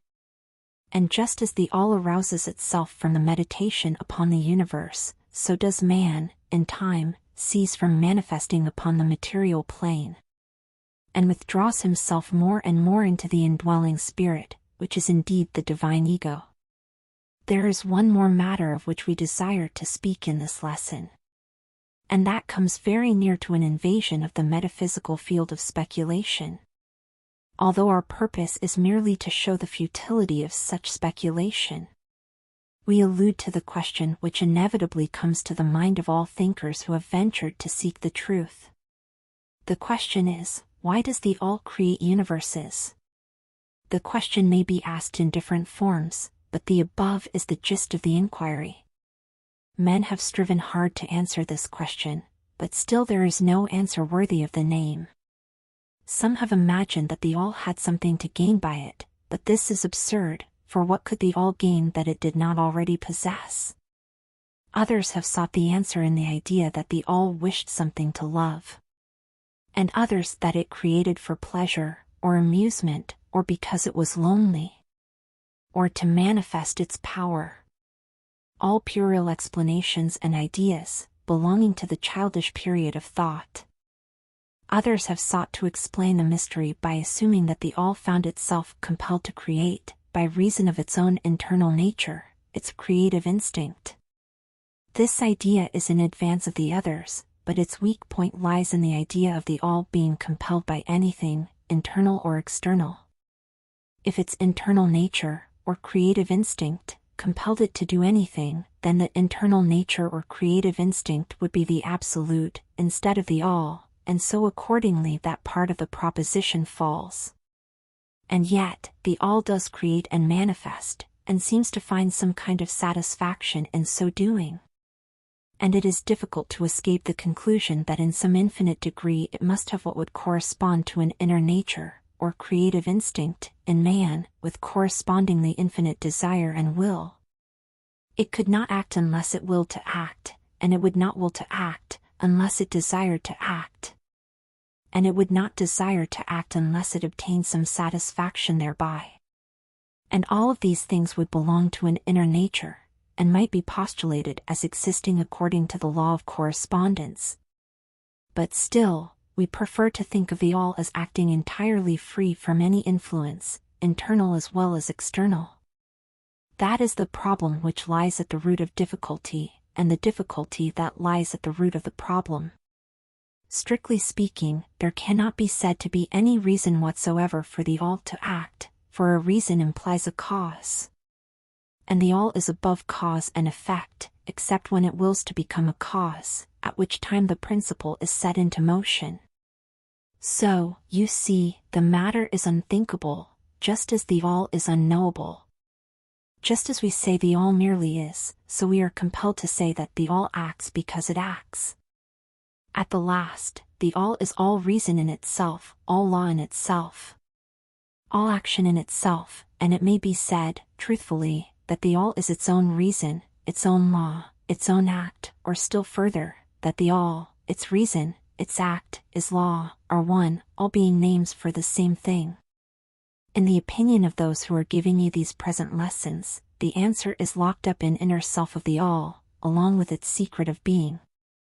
The law of correspondence, in our opinion, reaches only to that aspect of the all, which may be spoken of as the aspect of becoming. Back of that aspect is the aspect of being, in which all laws are lost in law. All principles merge into principle, and the all, principle, and being, are identical, one and the same. Therefore, metaphysical speculation on this point is futile. We go into the matter here, merely to show that we recognize the question, and also the absurdity of the ordinary answers of metaphysics and theology. In conclusion, it may be of interest to our students to learn that while some of the ancient and modern Hermetic teachers have rather inclined in the direction of applying the principle of correspondence to the question, with the result of the inner nature conclusion, still the legends have it that Hermes, the Great, when asked this question by his advanced students, answered them by pressing his lips tightly together and saying not a word, indicating that there was no answer. But then, he may have intended to apply the axiom of his philosophy, that the lips of wisdom are closed, except to the ears of understanding, believing that even his advanced students did not possess the understanding which entitled them to the teaching. At any rate, if Hermes possessed the secret, he failed to impart it, and so far as the world is concerned the lips of Hermes are closed regarding it. And where the great Hermes hesitated to speak, what mortal may dare to teach? But remember, that whatever be the answer to this problem, if indeed there be an answer, the truth remains that, while all is in the all, it is equally true that the all is in all. The teaching on this point is emphatic. And, we may add the concluding words of the quotation. To him who truly understands this truth, hath come great knowledge. Chapter 8, The Planes of Correspondence. As above, so below, as below, so above. the great second Hermetic principle embodies the truth that there is a harmony, agreement, and correspondence between the several planes of manifestation, life and being. This truth is a truth because all that is included in the universe emanates from the same source, and the same laws, principles, and characteristics apply to each unit, or combination of units of activity, as each manifests its own phenomena upon its own plane. For the purpose of convenience of thought and study, the Hermetic philosophy considers that the universe may be divided into three great classes of phenomena, known as the three great planes, namely 1. The great physical plane. 2. The great mental plane. 3. The great spiritual plane.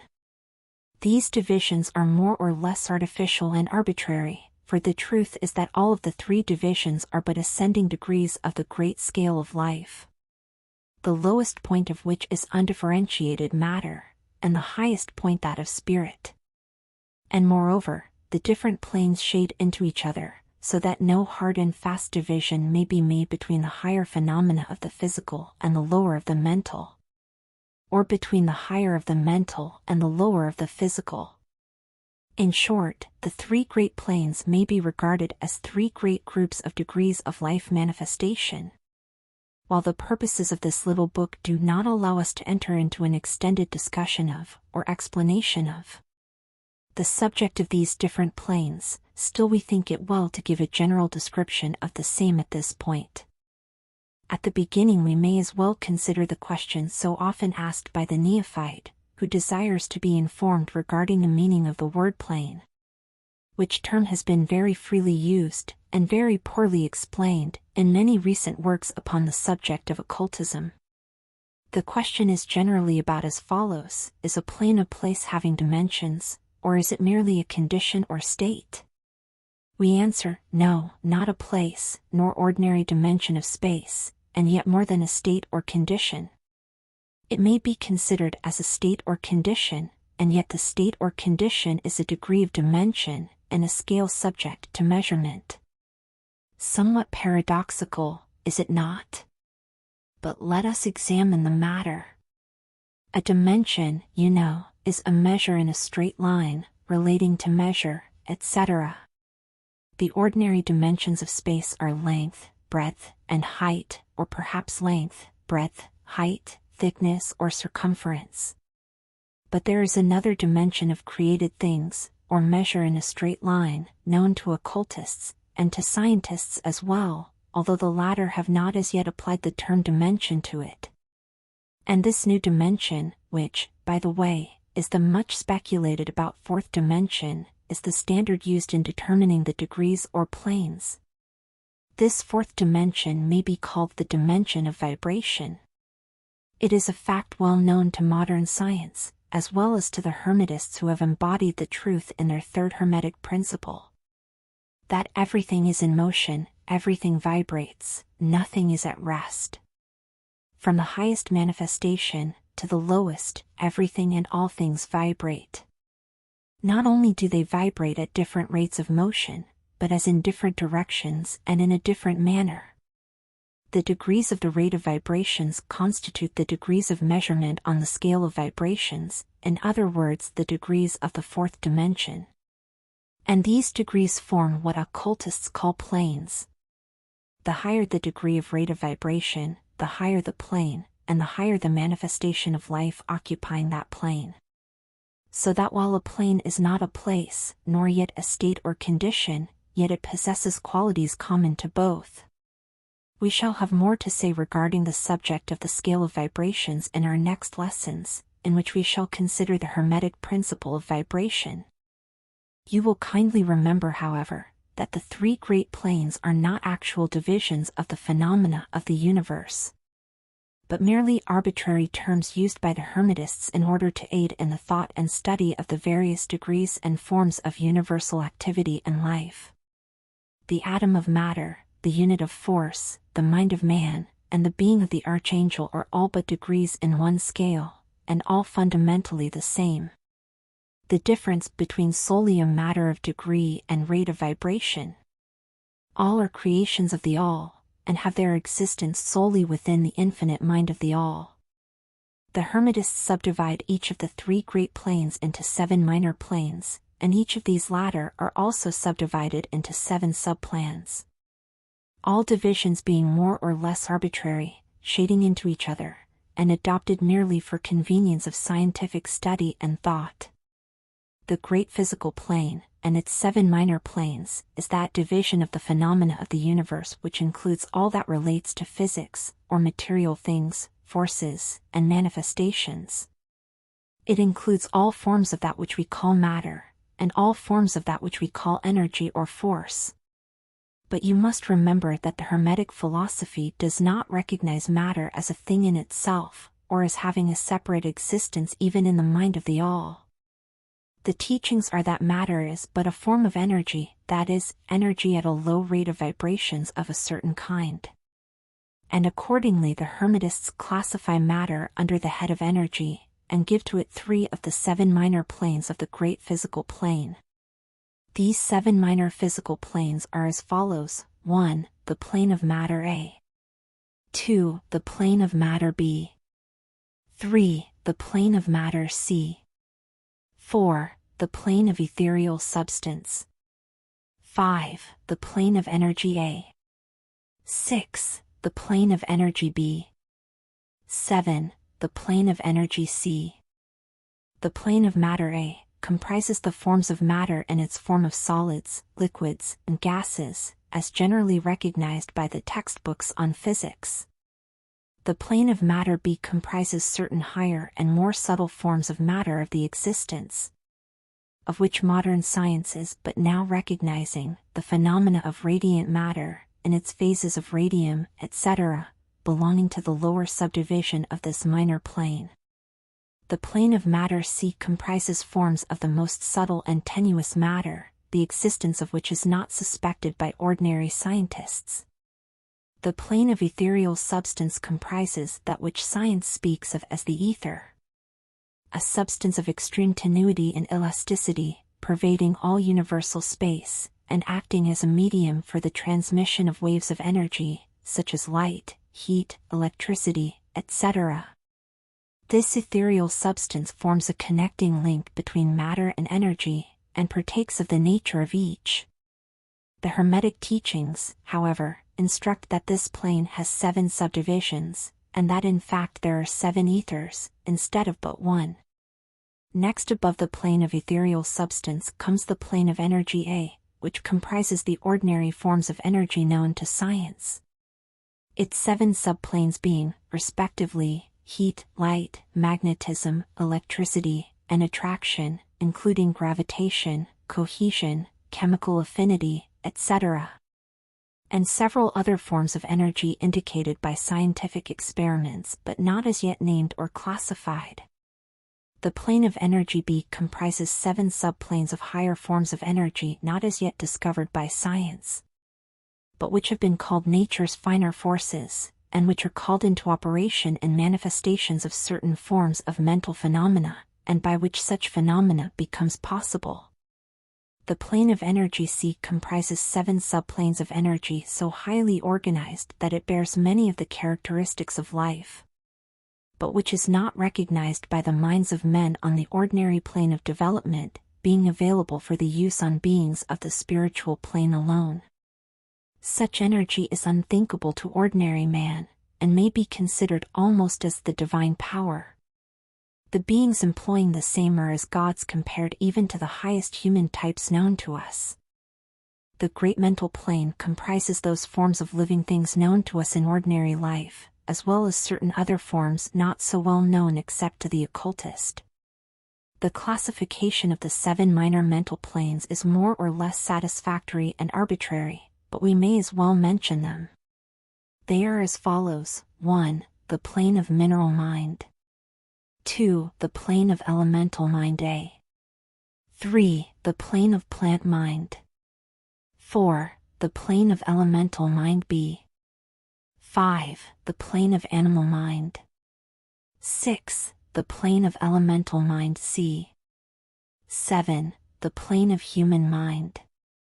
The plane of mineral mind comprises the states or conditions of the units or entities, or groups and combinations of the same, which animate the forms known to us as minerals, chemicals, etc. These entities must not be confounded with the molecules, atoms and corpuscles themselves. The latter being merely the material bodies or forms of these entities, just as a man's body is but his material form and not himself. These entities may be called souls in one sense, and are living beings of a low degree of development, life, and mind. Just a little more than the units of living energy which comprise the higher subdivisions of the highest physical plane. The average mind does not generally attribute the possession of mind, soul, or life to the mineral kingdom. But all occultists recognize the existence of the same, and modern science is rapidly moving forward to the point of view of the Hermetic in this respect. The molecules, atoms and corpuscles have their loves and hates, likes and dislikes, attractions and repulsions, affinities and non-affinities, etc. And some of the more daring of modern scientific minds have expressed the opinion that the desire and will, emotions and feelings, of the atoms differ only in degree from those of men. We have no time or space to argue this matter here. All occultists know it to be a fact, and others are referred to some of the more recent scientific works for outside corroboration. There are the usual 7 subdivisions to this plane. The plane of elemental mind A comprises the state or condition and degree of mental and vital development of a class of entities unknown to the average man, but recognized to occultists. They are invisible to the ordinary senses of man, but, nevertheless, exist and play their part of the drama of the universe. Their degree of intelligence is between that of the mineral and chemical entities on the one hand, and of the entities of the plant kingdom on the other. There are 7 subdivisions to this plane, also. The plane of plant mind, in its 7 subdivisions, comprises the states or conditions of the entities comprising the kingdoms of the plant world. The vital and mental phenomena of which is fairly well understood by the average intelligent person. Many new and interesting scientific works regarding mind and life in plants having been published during the last decade. Plants have life, mind and souls, as well as have the animals, man, and Superman. The plane of elemental mind B, in its 7 subdivisions, comprises the states and conditions of a higher form of elemental or unseen entities. Playing their part in the general work of the universe, the mind and life of which form a part of the scale between the plane of plant mind and the plane of animal mind, the entities partaking of the nature of both. The plane of animal mind, in its 7 subdivisions, comprises the states and conditions of the entities, beings, or souls, animating the animal forms of life, familiar to us all. It is not necessary to go into details regarding this kingdom or plane of life, for the animal world is as familiar to us as is our own. The plane of elemental mind C, in its 7 subdivisions, comprises those entities or beings, invisible as are all such elemental forms, which partake of the nature of both animal and human life in a degree and in certain combinations. The highest forms are semi-human in intelligence. The plane of human mind, in its 7 subdivisions, comprises those manifestations of life and mentality which are common to man, in his various grades, degrees, and divisions. In this connection, we wish to point out the fact that the average man of today occupies but the 4th subdivision of the plane of human mind. And only the most intelligent have crossed the borders of the 5th subdivision. It has taken the race millions of years to reach this stage, and it will take many more years for the race to move on to the 6th and 7th subdivisions, and beyond. But, remember, that there have been races before us which have passed through these degrees, and then on to higher planes. Our own race is the 5th which has set foot upon the path. And then, there are a few advanced souls of our own race who have outstripped the masses, and who have passed on to the 6th and 7th subdivision, and some few beings still further on. The man of the 6th subdivision will be the Superman, he of the 7th will be the Overman. In our consideration of the 7 minor mental planes, we have merely referred to the 3 elementary planes in a general way. We do not wish to go into this subject in detail in this work, for it does not belong to this part of the general philosophy and teachings. But we may say this much, in order to give you a little clearer idea of the relations of these planes to the more familiar ones. The elementary planes bear the same relation to the planes of mineral, plant, animal and human mentality in life, that the black keys on the piano do to the white keys.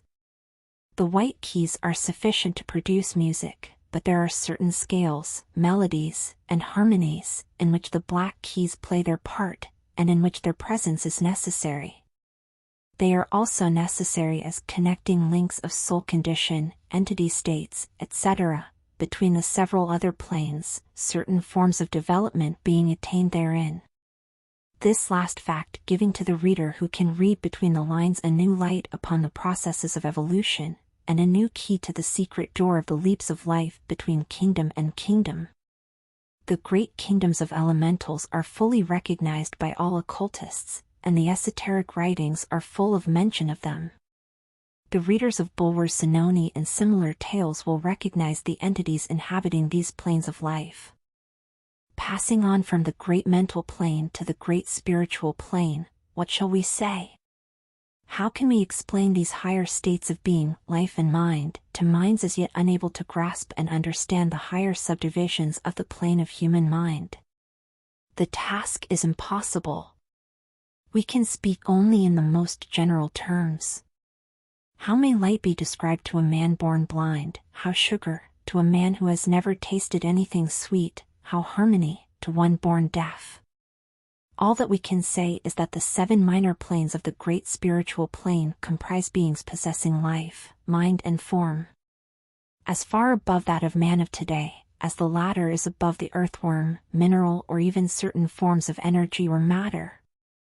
The life of these beings so far transcends ours, that we cannot even think of the details of the same. Their minds so far transcend ours, that to them we scarcely seem to think, and our mental processes seem almost akin to material processes. The matter of which their forms are composed is of the highest planes of matter, nay, some are even said to be clothed in pure energy. What may be said of such beings? On the 7 minor planes of the great spiritual plane exist beings of whom we may speak as angels, archangels, demigods. On the lower minor planes dwell those great souls whom we call masters and adepts. Above them come the great hierarchies of the angelic hosts, unthinkable to man. And above those come those who may without irreverence be called the gods. So high in the scale of being are they, their being, intelligence and power being akin to those attributed by the races of men to their conceptions of deity. These beings are beyond even the highest flights of the human imagination, the word divine being the only one applicable to them. Many of these beings, as well as the angelic host, take the greatest interest in the affairs of the universe and play an important part in its affairs. These unseen divinities and angelic helpers extend their influence freely and powerfully, in the process of evolution and cosmic progress. Their occasional intervention and assistance in human affairs have led to the many legends, beliefs, religions and traditions of the race, past and present. They have superimposed their knowledge and power upon the world, again and again, all under the law of the all, of course. But yet, even the highest of these advanced beings exist merely as creations of, and in the mind of the all, and are subject to the cosmic processes and universal laws. They are still mortal. We may call them gods if we like, but still they are but the elder brethren of the race. The advanced souls who have outstripped their brethren, and who have foregone the ecstasy of absorption by the all, in order to help the race on its upward journey along the path. But, they belong to the universe, and are subject to its conditions, they are mortal, and their plane is below that of absolute spirit. Only the most advanced Hermetists are able to grasp the inner teachings regarding the state of existence, and the powers manifested on the spiritual planes. The phenomena is so much higher than that of the mental planes, that a confusion of ideas would surely result from an attempt to describe the same. Only those whose minds have been carefully trained along the lines of the Hermetic philosophy for years. Yes, those who have brought with them from other incarnations the knowledge acquired previously, can comprehend just what is meant by the teaching regarding these spiritual planes. And much of these inner teachings is held by the Hermetists as being too sacred, important, and even dangerous for general public dissemination. The intelligent student may recognize what we mean by this when we state that the meaning of spirit as used by the Hermetists is akin to living power, animated force, inner essence, essence of life, etc., which meaning must not be confounded with that usually and commonly employed in connection with the term religious, ecclesiastical, spiritual, ethereal, holy, etc., etc. To occultists, the word spirit is used in the sense of the animating principle, carrying with it the idea of power, living energy, mystic force, etc. And occultists know that that which is known to them as spiritual power may be employed for evil as well as good ends. A fact which has been recognized by the majority of religions in their conceptions of Satan, Beelzebub, the devil, Lucifer, fallen angels, etc. And so the knowledge regarding these planes has been kept in the Holy of Holies in all esoteric fraternities and occult orders, in the secret chamber of the temple. But this may be said here, that those who have attained high spiritual powers and have misused them, have a terrible fate in store for them. And the swing of the pendulum of rhythm will inevitably swing them back to the furthest extreme of material existence, from which point they must retrace their steps spiritward, along the weary rounds of the path. But always with the added torture of having always with them a lingering memory of the heights, from which they fell owing to their evil actions. The legends of the fallen angels have a basis in actual facts, as all advanced occultists know. The striving for selfish power on the spiritual planes inevitably results in the selfish soul losing its spiritual balance and falling back as far as it had previously risen. But to even such a soul, the opportunity of a return is given. And such souls make the return journey, paying the terrible penalty according to the invariable law. In conclusion, we would again remind you that according to the principle of correspondence, which embodies the truth, as above so below, as below, so above, all of the 7 Hermetic principles are in full operation on all of the many planes, physical, mental and spiritual. The principle of mental substance of course applies to all the planes, for all are held in the mind of the all. The principle of correspondence manifests in all, for there is a correspondence, harmony and agreement between the several planes. The principle of vibration manifests on all planes, in fact the very differences that go to make the planes arise from vibration, as we have explained. The principle of polarity manifests on each plane, the extremes of the poles being apparently opposite and contradictory. The principle of rhythm manifests on each plane, the movement of the phenomena having its ebb and flow, rise and flow, incoming and outgoing. The principle of cause and effect manifests on each plane, every effect having its cause and every cause having its effect. The principle of gender manifests on each plane, the creative energy being always manifest, and operating along the lines of its masculine and feminine aspects. As above so below, as below, so above. This centuries-old Hermetic axiom embodies one of the great principles of universal phenomena. As we proceed with our consideration of the remaining principles, we will see even more clearly the truth of the universal nature of this great principle of correspondence. Chapter 9, Vibration. Nothing rests, everything moves, everything vibrates. The great third Hermetic principle, the principle of vibration, embodies the truth that motion is manifest in everything in the universe, that nothing is at rest, that everything moves, vibrates, and circles. This Hermetic principle was recognized by some of the early Greek philosophers who embodied it in their systems.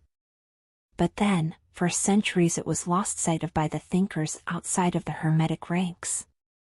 But in the 19th century physical science rediscovered the truth, and the 20th century scientific discoveries have added additional proof of the correctness and truth of this centuries-old Hermetic doctrine.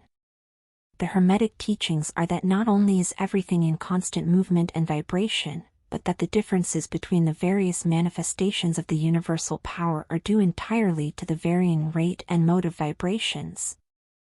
Not only this, but that even the all, in itself, manifests a constant vibration of such an infinite degree of intensity and rapid motion that it may be practically considered as at rest.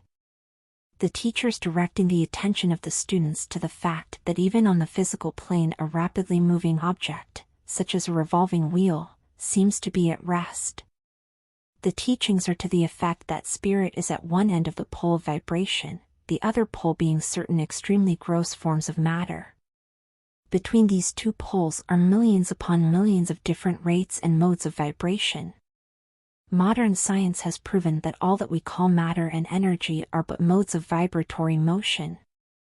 And some of the more advanced scientists are rapidly moving toward the positions of the occultists, who hold that the phenomena of mind are likewise modes of vibration or motion.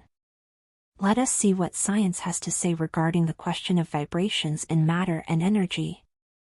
In the first place, science teaches that all matter manifests, in some degree, the vibrations arising from temperature or heat. Be an object cold or hot, both being but degrees of the same things, it manifests certain heat vibrations, and in that sense is in motion and vibration.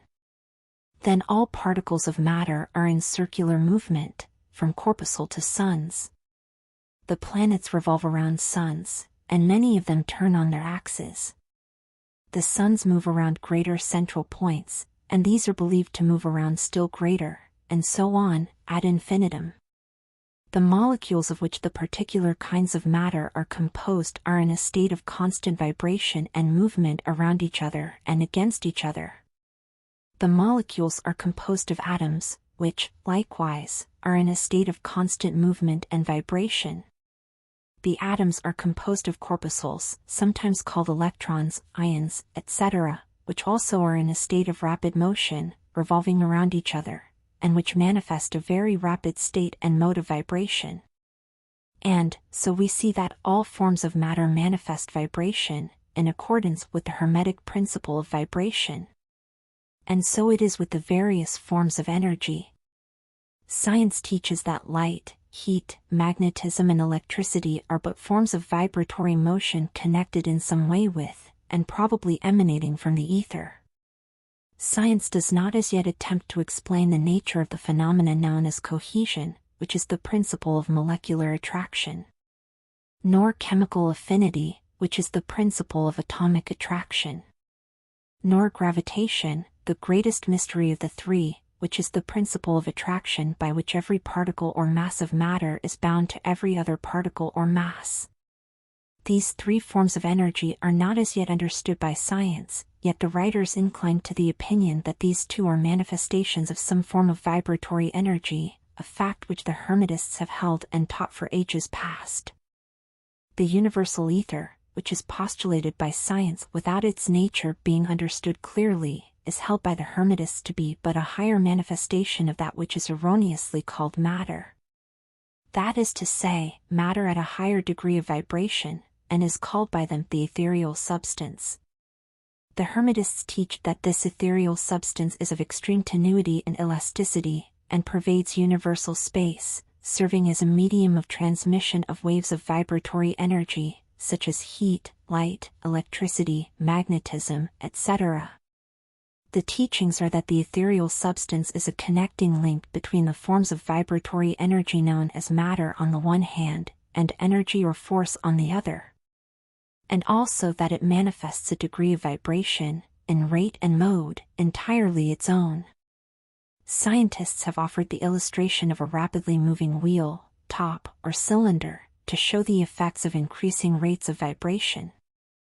The illustration supposes a wheel, top, or revolving cylinder, running at a low rate of speed.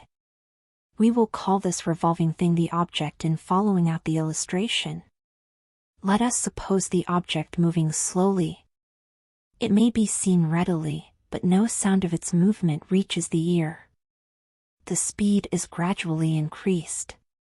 In a few moments its movement becomes so rapid that a deep growl or low note may be heard. Then as the rate is increased the note rises one in the musical scale. Then, the motion being still further increased, the next highest note is distinguished. Then, one after another, all the notes of the musical scale appear, rising higher and higher as the motion is increased. Finally, when the motions have reached a certain rate, the final note perceptible to human ears is reached and the shrill, piercing shriek dies away, and silence follows. No sound is heard from the revolving object, the rate of motion being so high that the human ear cannot register the vibrations. Then comes the perception of rising degrees of heat. Then after quite a time the eye catches a glimpse of the object becoming a dull dark reddish color. As the rate increases, the red becomes brighter. Then as the speed is increased, the red melts into an orange. Then the orange melts into a yellow. Then follow, successively, the shades of green, blue, indigo, and finally violet, as the rate of speed increases. Then the violet shades away, and all color disappears, the human eye not being able to register them. But there are invisible rays emanating from the revolving object, the rays that are used in photographing, and other subtle rays of light.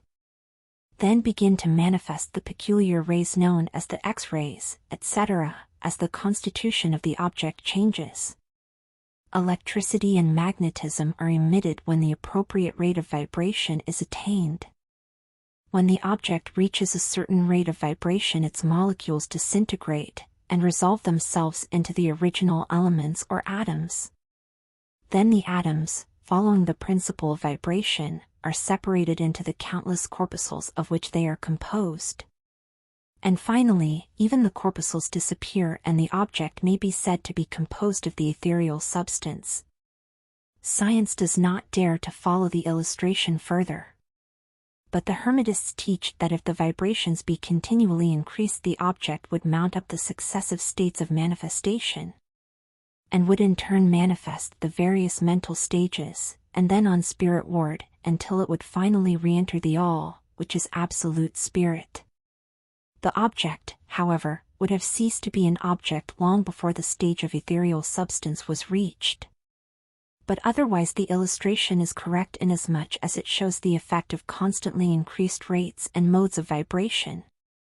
It must be remembered, in the above illustration, that at the stages at which the object throws off vibrations of light, heat, etc., it is not actually resolved into those forms of energy, which are much higher in the scale, but simply that it reaches a degree of vibration in which those forms of energy are liberated, in a degree, from the confining influences of its molecules, atoms and corpuscles, as the case may be. These forms of energy, although much higher in the scale than matter, are imprisoned and confined in the material combinations. By reason of the energies manifesting through, and using material forms, but thus becoming entangled and confined in their creations of material forms, which to an extent is true of all creations, the creating force becoming involved in its creation. But the Hermetic teachings go much further than do those of modern science. They teach that all manifestation of thought, emotion, reason, will, or desire, or any mental state or condition, are accompanied by vibrations, a portion of which are thrown off and which tend to affect the minds of other persons by induction. This is the principle which produces the phenomena of telepathy, mental influence, and other forms of the action and power of mind over mind, with which the general public is rapidly becoming acquainted, owing to the wide dissemination of occult knowledge by the various schools, cults and teachers along these lines at this time. Every thought, emotion or mental state has its corresponding rate and mode of vibration. And by an effort of the will of the person, or of other persons, these mental states may be reproduced. Just as a musical tone may be reproduced by causing an instrument to vibrate at a certain rate, just as color may be reproduced in the same way. By a knowledge of the principle of vibration, as applied to mental phenomena, One may polarize his mind at any degree he wishes, thus gaining a perfect control over his mental states, moods, etc. In the same way he may affect the minds of others, producing the desired mental states in them. In short, he may be able to produce on the mental plane that which science produces on the physical plane, namely, vibrations at will. This power of course may be acquired only by the proper instruction, exercises, practice, etc., the science being that of mental transmutation, one of the branches of the Hermetic art. A little reflection on what we have said will show the student that the principle of vibration underlies the wonderful phenomena of the power manifested by the masters and adepts, who are able to apparently set aside the laws of nature, but who, in reality, are simply using one law against another, one principle against others, and who accomplish their results by changing the vibrations of material objects, or forms of energy, and thus perform what are commonly called miracles. As one of the old Hermetic writers has truly said, he who understands the principle of vibration has grasped the scepter of power. Chapter 10, Polarity. Everything is dual, everything has poles. Everything has its pair of opposites. Like and unlike are the same. Opposites are identical in nature, but different in degree. Extremes meet, all truths are but half-truths. All paradoxes may be reconciled. The great fourth Hermetic principle, the principle of polarity, embodies the truth that all manifested things have two sides, two aspects, two poles, a pair of opposites, with manifold degrees between the two extremes. The old paradoxes, which have ever perplexed the mind of men, are explained by an understanding of this principle. Man has always recognized something akin to this principle, and has endeavored to express it by such sayings, maxims and aphorisms as the following. Everything is and isn't at the same time. All truths are but half-truths. Every truth is half-false. There are two sides to everything. There is a reverse side to every shield, etc., etc. The Hermetic teachings are to the effect that the difference between things seemingly diametrically opposed to each other is merely a matter of degree. It teaches that the pairs of opposites may be reconciled, and that thesis and antithesis are identical in nature, but different in degree. And that the universal reconciliation of opposites is effected by a recognition of this principle of polarity. The teachers claim that illustrations of this principle may be had on every hand, and from an examination into the real nature of anything. They begin by showing that spirit and matter are but the two poles of the same thing, the intermediate planes being merely degrees of vibration. They show that the all and the many are the same, the difference being merely a matter of degree of mental manifestation. Thus the law and laws are the two opposite poles of one thing. Likewise, principle and principles. Infinite mind and finite minds. Then passing on to the physical plane, they illustrate the principle by showing that heat and cold are identical in nature, the differences being merely a matter of degrees. The thermometer shows many degrees of temperature, the lowest pole being called cold, and the highest heat. Between these two poles are many degrees of heat or cold. Call them either and you are equally correct. The higher of 2 degrees is always warmer, while the lower is always colder. There is no absolute standard, all is a matter of degree. There is no place on the thermometer where heat ceases and cold begins. It is all a matter of higher or lower vibrations. The very terms high and low, which we are compelled to use, are but poles of the same thing, the terms are relative. So with east and west, travel around the world in an eastward direction, and you reach a point which is called west at your starting point, and you return from that westward point. Travel far enough north, and you will find yourself traveling south, or vice versa. Light and darkness are poles of the same thing, with many degrees between them. The musical scale is the same, starting with C, you move upward until you reach another C, and so on.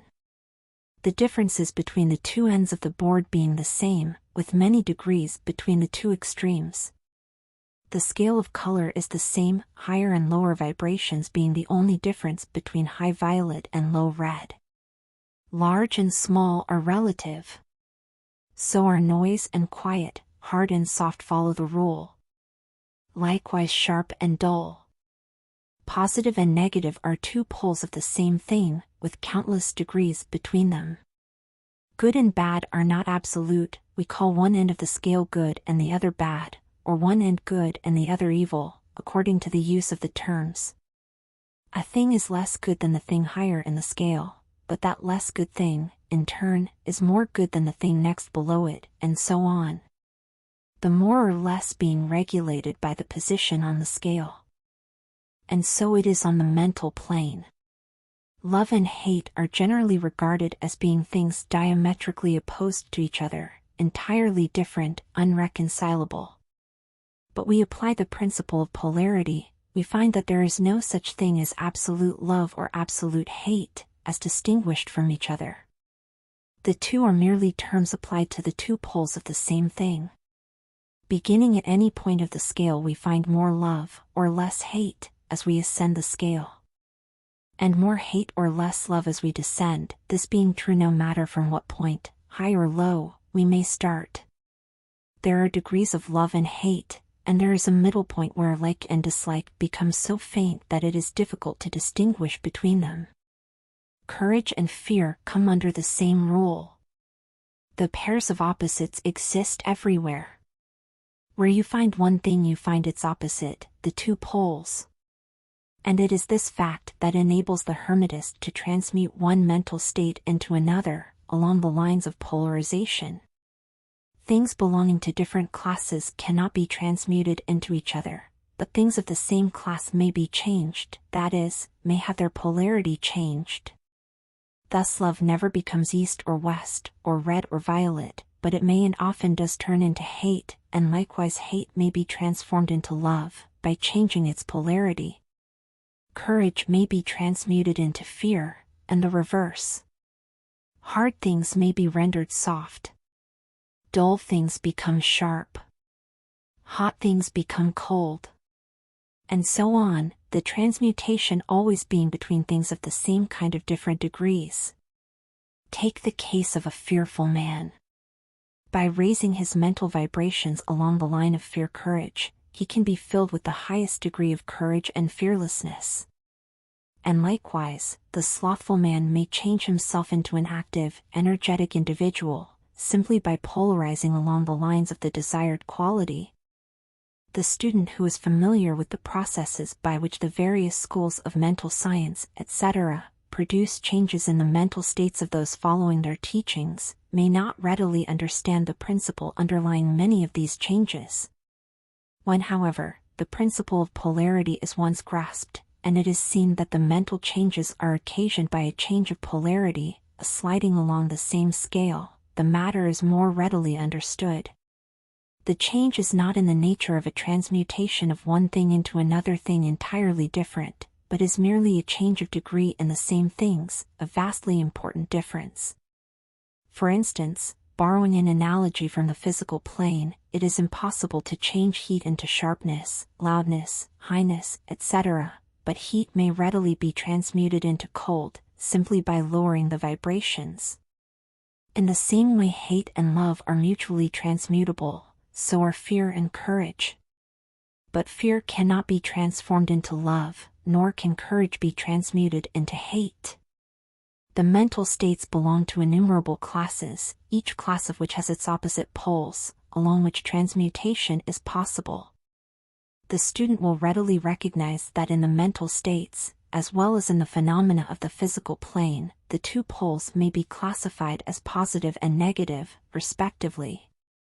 Thus love is positive to hate, courage to fear, activity to non-activity, etc., etc. And it will also be noticed that even to those unfamiliar with the principle of vibration, the positive pole seems to be of a higher degree than the negative, and readily dominates it. The tendency of nature is in the direction of the dominant activity of the positive pole. In addition to the changing of the poles of one's own mental states by the operation of the art of polarization, the phenomena of mental influence, in its manifold phases, shows us that the principle may be extended, so as to embrace the phenomena of the influence of one mind over that of another, of which so much has been written and taught of late years. When it is understood that mental induction is possible, that is, that mental states may be produced by induction from others, then we can readily see how a certain rate of vibration, or polarization of a certain mental state, may be communicated to another person, and his polarity in that class of mental states thus changed. It is along this principle that the results of many of the mental treatments are obtained. For instance, a person is blue, melancholy, and full of fear. A mental scientist, bringing his own mind up to the desired vibration by his trained will, and thus obtaining the desired polarization in his own case, then produces a similar mental state in the other by induction. The result being that the vibrations are raised and the person polarizes toward the positive end of the scale instead toward the negative. And his fear and other negative emotions are transmuted to courage and similar positive mental states. A little study will show you that these mental changes are nearly all along the line of polarization, the change being one of degree rather than of kind. A knowledge of the existence of this great Hermetic principle will enable the student to better understand his own mental states, and those of other people. He will see that these states are all matters of degree, and seeing thus, he will be able to raise or lower the vibration at will. To change his mental poles, and thus be master of his mental states, instead of being their servant and slave. And by his knowledge he will be able to aid his fellows intelligently, and by the appropriate methods change the polarity when the same is desirable. We advise all students to familiarize themselves with this principle of polarity, for a correct understanding of the same will throw light on many difficult subjects. Chapter 11, Rhythm. Everything flows out and in, everything has its tides, all things rise and fall, the pendulum swing manifests in everything. The measure of the swing to the right is the measure of the swing to the left, rhythm compensates. The great fifth Hermetic principle, the principle of rhythm, embodies the truth that in everything there is manifested a measured motion. To and from movement, a flow and inflow, a swing forward and backward, a pendulum-like movement, a tide-like ebb and flow, a high tide and a low tide, between the two poles manifest on the physical, mental, or spiritual planes. The principle of rhythm is closely connected with the principle of polarity described in the preceding chapter. Rhythm manifests between the two poles established by the principle of polarity. This does not mean, however, that the pendulum of rhythm swings to the extreme poles, for this rarely happens. In fact, it is difficult to establish the extreme polar opposites in the majority of cases. But the swing is ever toward first one pole and then the other. There is always an action and reaction, an advance and a retreat, a rising and a sinking, manifested in all of the airs and phenomena of the universe. Suns, worlds, men, animals, plants, minerals, forces, energy, mind and matter, yes, even spirit, manifests this principle. The principle manifests in the creation and destruction of worlds, in the rise and fall of nations, in the life history of all things, and finally in the mental states of man. Beginning with the manifestations of spirit, of the all, it will be noticed that there is ever the outpouring and the indrawing. The outbreathing and inbreathing of Brahm, as the Brahmins word it. Universes are created, reach their extreme low point of materiality, and then begin their upward swing. Suns spring into being, and then their height of power being reached, the process of retrogression begins, and after eons they become dead masses of matter, awaiting another impulse which starts again their inner energies into activity, and a new solar life cycle is begun. And thus it is with all the worlds, they are born, grow and die, only to be reborn.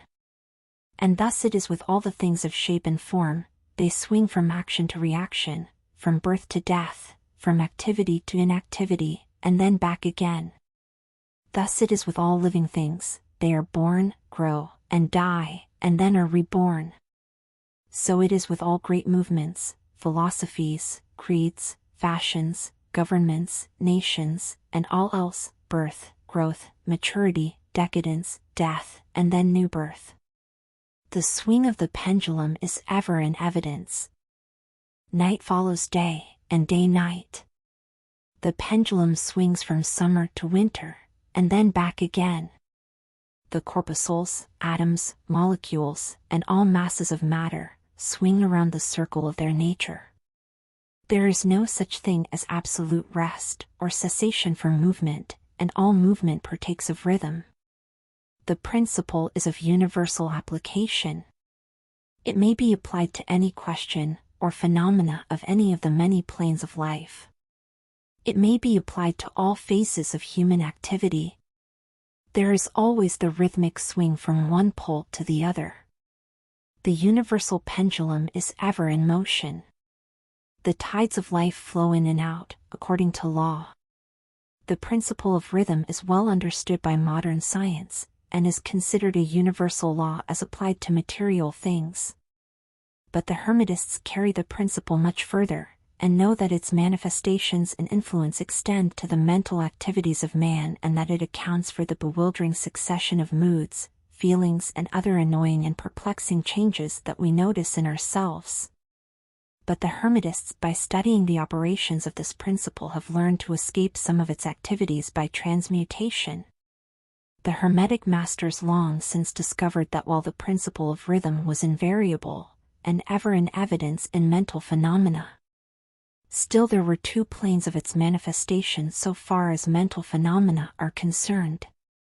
They discovered that there were two general planes of consciousness, the lower and the higher.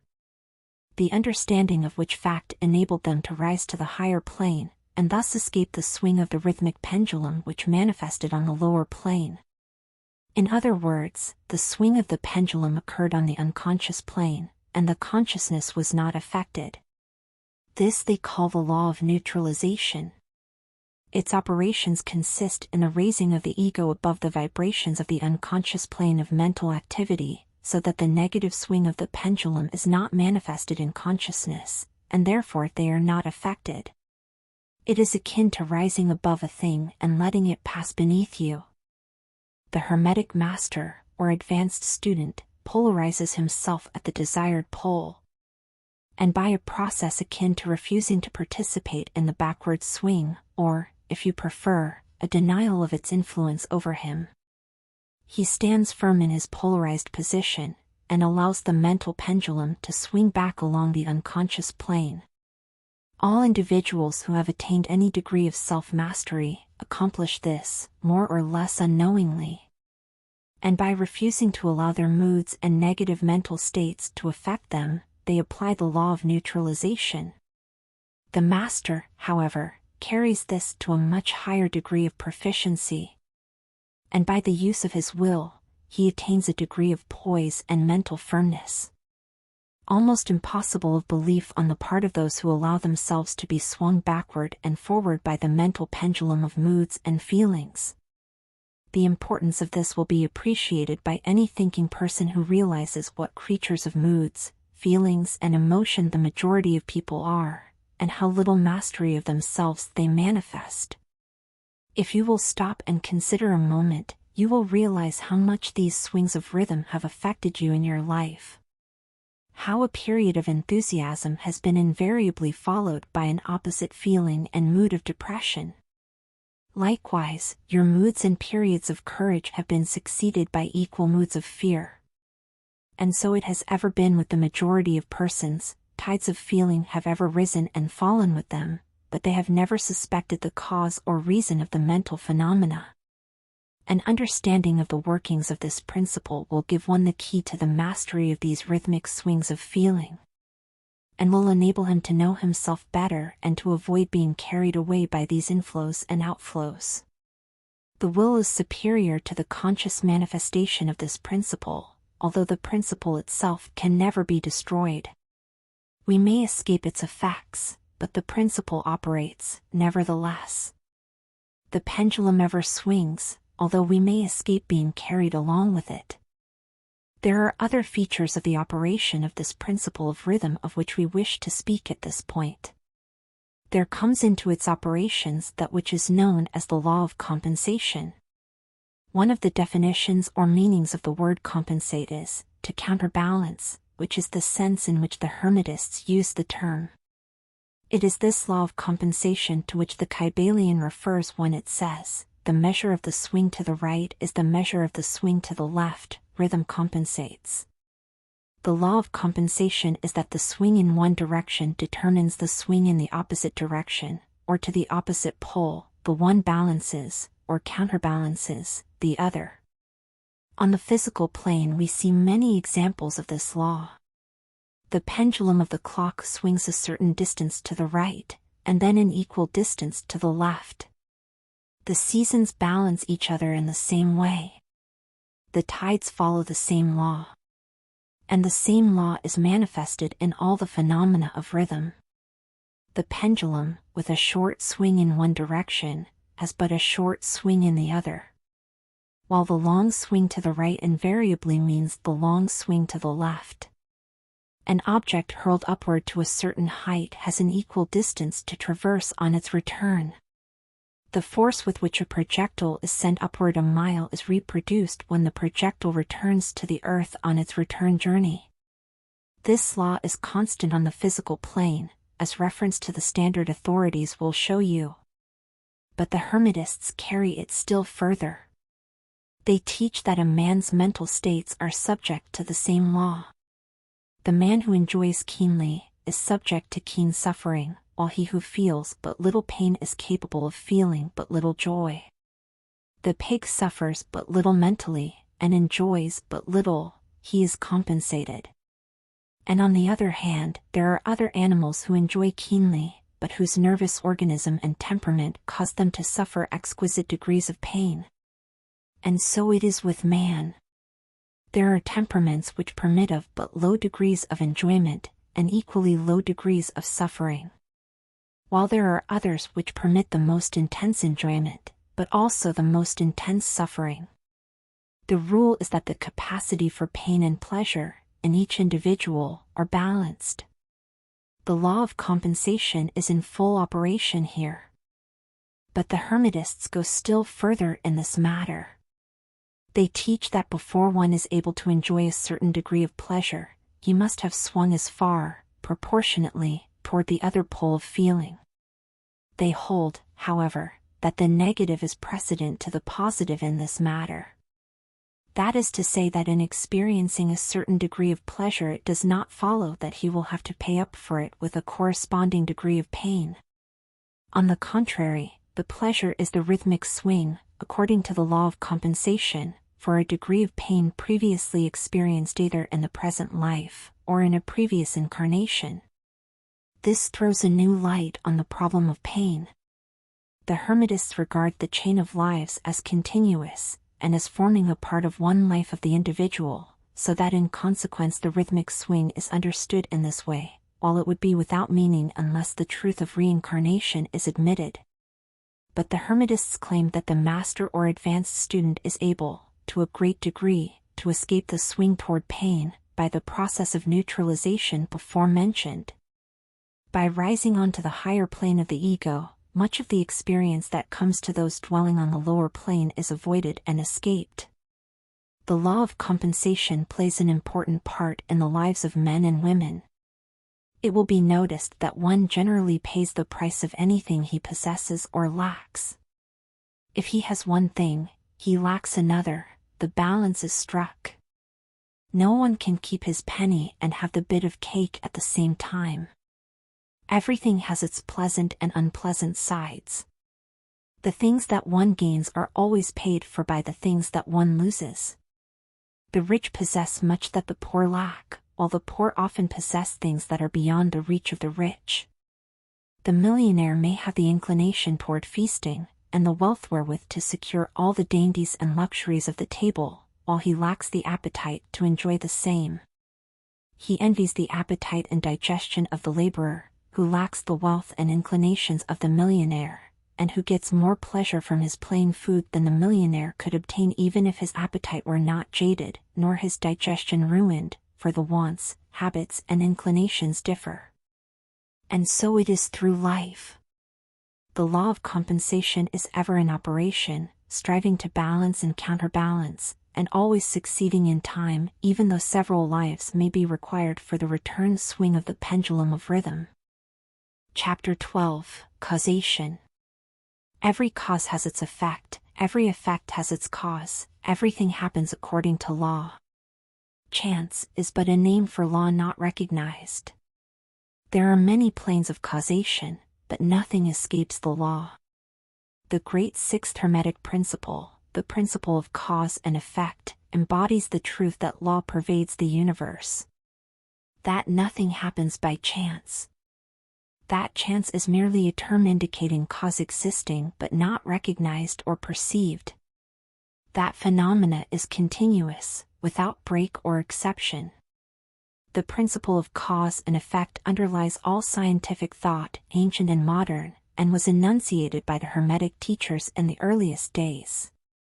While many and varied disputes between the many schools of thought have since arisen, these disputes have been principally upon the details of the operations of the principle, and still more often upon the meaning of certain words.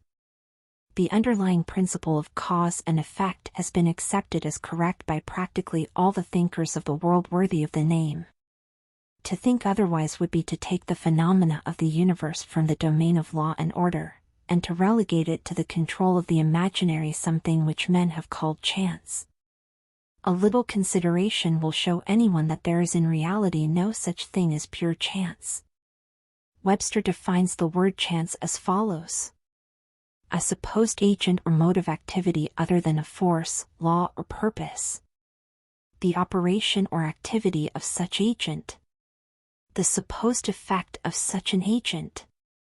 A happening, fortuity, casualty, etc. But a little consideration will show you that there can be no such agent as chance, in the sense of something outside of law, something outside of cause and effect. How could there be a something acting in the phenomenal universe, independent of the laws, order, and continuity of the latter? Such a something would be entirely independent of the orderly trend of the universe, and therefore superior to it. We can imagine nothing outside of the all being outside of the law, and that only because the all is the law in itself. There is no room in the universe for a something outside of and independent of law. The existence of such a something would render all natural laws ineffective, and would plunge the universe into chaotic disorder and lawlessness. A careful examination will show that what we call chance is merely an expression relating to obscure causes. Causes that we cannot perceive, causes that we cannot understand. The word chance is derived from a word meaning to fall, the idea being that the fall of the dice are merely a happening unrelated to any cause. And this is the sense in which the term is generally employed. But when the matter is closely examined, it is seen that there is no chance whatsoever about the fall of the dice. Each time a dice falls, and displays a certain number, it obeys a law as infallible as that which governs the revolution of the planets around the sun. Back of the fall of the dice are causes, or chains of causes, running back further than the mind can follow. The position of the dice in the box, the amount of muscular energy expended in the throw, the condition of the table, etc., etc., all are causes, the effect of which may be seen. But back of these seen causes there are chains of unseen preceding causes, all of which had a bearing upon the number of the dice which fell uppermost. If a dice be cast a great number of times, it will be found that the numbers shown will be about equal, that is, there will be an equal number of 1 spot, 2 spot, etc., coming uppermost. Toss a penny in the air, and it may come down either heads or tails. But make a sufficient number of tosses, and the heads and tails will about even up. This is the operation of the law of average. But both the average and the single toss come under the law of cause and effect. And if we were able to examine into the preceding causes, it would be clearly seen that it was simply impossible for the dice to fall other than it did, under the same circumstances and at the same time. Given the same causes, the same results will follow. There is always a cause and a because to every event. Nothing ever happens without a cause, or rather a chain of causes. Some confusion has arisen in the minds of persons considering this principle, from the fact that they were unable to explain how one thing could cause another thing, that is, be the creator of the second thing. As a matter of fact, no thing ever causes or creates another thing. Cause and effect deals merely with events. An event is that which comes, arrives or happens, as a result or consequent of some preceding event. No event creates another event, but is merely a preceding link in the great orderly chain of events flowing from the creative energy of the all. There is a continuity between all events precedent, consequent and subsequent. There is a relation existing between everything that has gone before, and everything that follows. A stone is dislodged from a mountainside and crashes through a roof of a cottage in the valley below. At first sight we regard this as a chance effect, but when we examine the matter we find a great chain of causes behind it.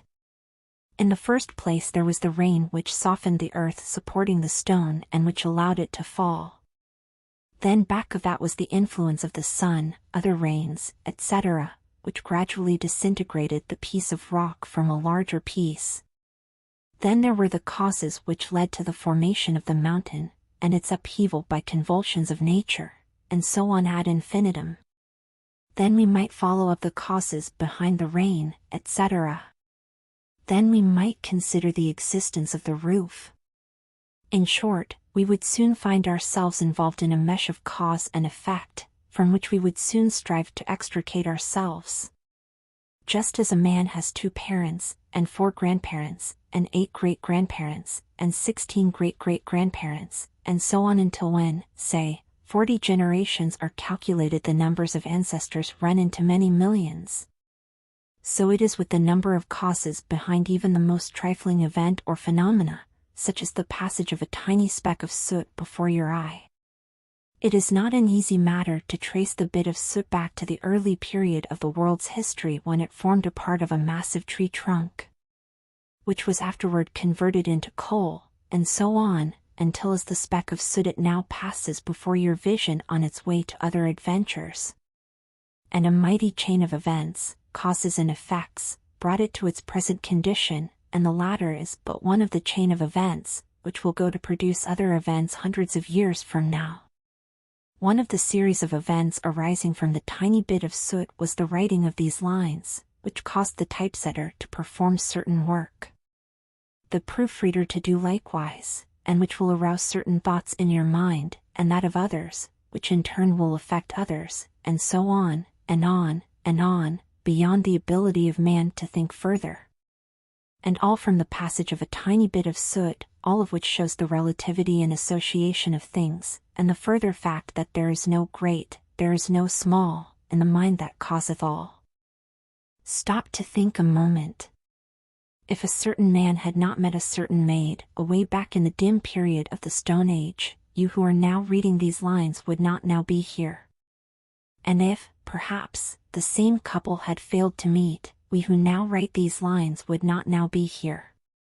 And the very act of writing, on our part, and the act of reading, on yours, will affect not only the respective lives of yourself and ourselves, but will also have a direct, or indirect, effect upon many other people now living and who will live in the ages to come. Every thought we think, every act we perform, has its direct and indirect results which fit into the great chain of cause and effect. We do not wish to enter into a consideration of free will or determinism in this work, for various reasons. Among the many reasons is the principal one that neither side of the controversy is entirely right. In fact, both sides are partially right, according to the Hermetic teachings. The principle of polarity shows that both are but half-truths, the opposing poles of truth. The teachings are that a man may be both free and yet bound by necessity, depending upon the meaning of the terms, and the height of truth from which the matter is examined. The ancient writers express the matter thus: the further the creation is from the center, the more it is bound, the nearer the center it reaches, the nearer free is it. The majority of people are more or less the slaves of heredity, environment, etc., and manifest very little freedom. They are swayed by the opinions, customs, and thoughts of the outside world, and also by their emotions, feelings, moods, etc. They manifest no mastery worthy of the name. They indignantly repudiate this assertion, saying, "Why, I certainly am free to act and do as I please, I do just what I want to do," but they fail to explain whence arise the want to and as I please. What makes them want to do one thing in preference to another?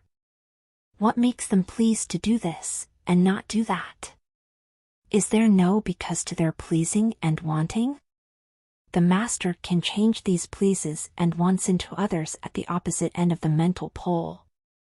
He is able to will, instead of to will, because some feeling, mood, emotion, or environmental suggestion arouses a tendency or desire within him so to do. Chapter 13, Gender.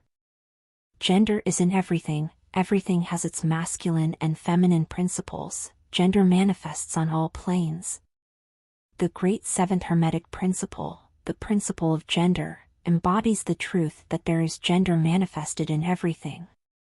That the masculine and feminine principles are ever present and active in all phases of phenomena, on each and every plane of life.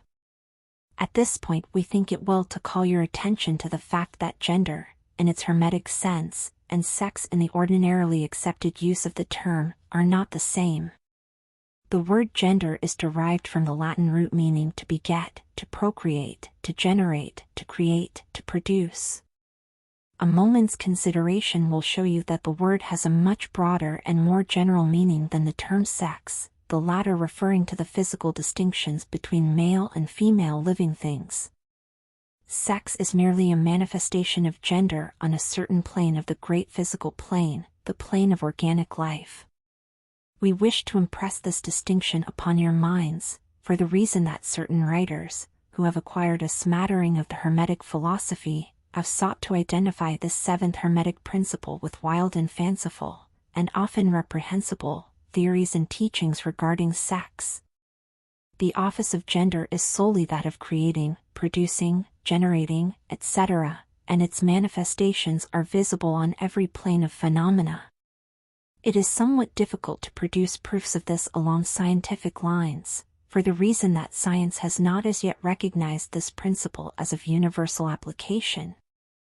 But still some proofs are forthcoming from scientific sources. In the first place, we find a distinct manifestation of the principle of gender among the corpuscles, ions, or electrons, which constitute the basis of matter as science now knows the latter, and which by forming certain combinations form the atom, which until lately was regarded as final and indivisible. The latest word of science is that the atom is composed of a multitude of corpuscles, electrons, or ions revolving around each other and vibrating at a high degree and intensity. But the accompanying statement is made that the formation of the atom is really due to the clustering of negative corpuscles around a positive one. The positive corpuscles seeming to exert a certain influence upon the negative corpuscles, causing the latter to assume certain combinations and thus create or generate an atom. This is in line with the most ancient Hermetic teachings, which have always identified the masculine principle of gender with the positive, and the feminine with the negative poles of electricity. Now a word at this point regarding this identification. The public mind has formed an entirely erroneous impression regarding the qualities of the so-called negative pole of electrified or magnetized matter. The terms positive and negative are very wrongly applied to this phenomenon by science. The word positive means something real and strong, as compared with a negative unreality or weakness. Nothing is further from the real facts of electrical phenomena.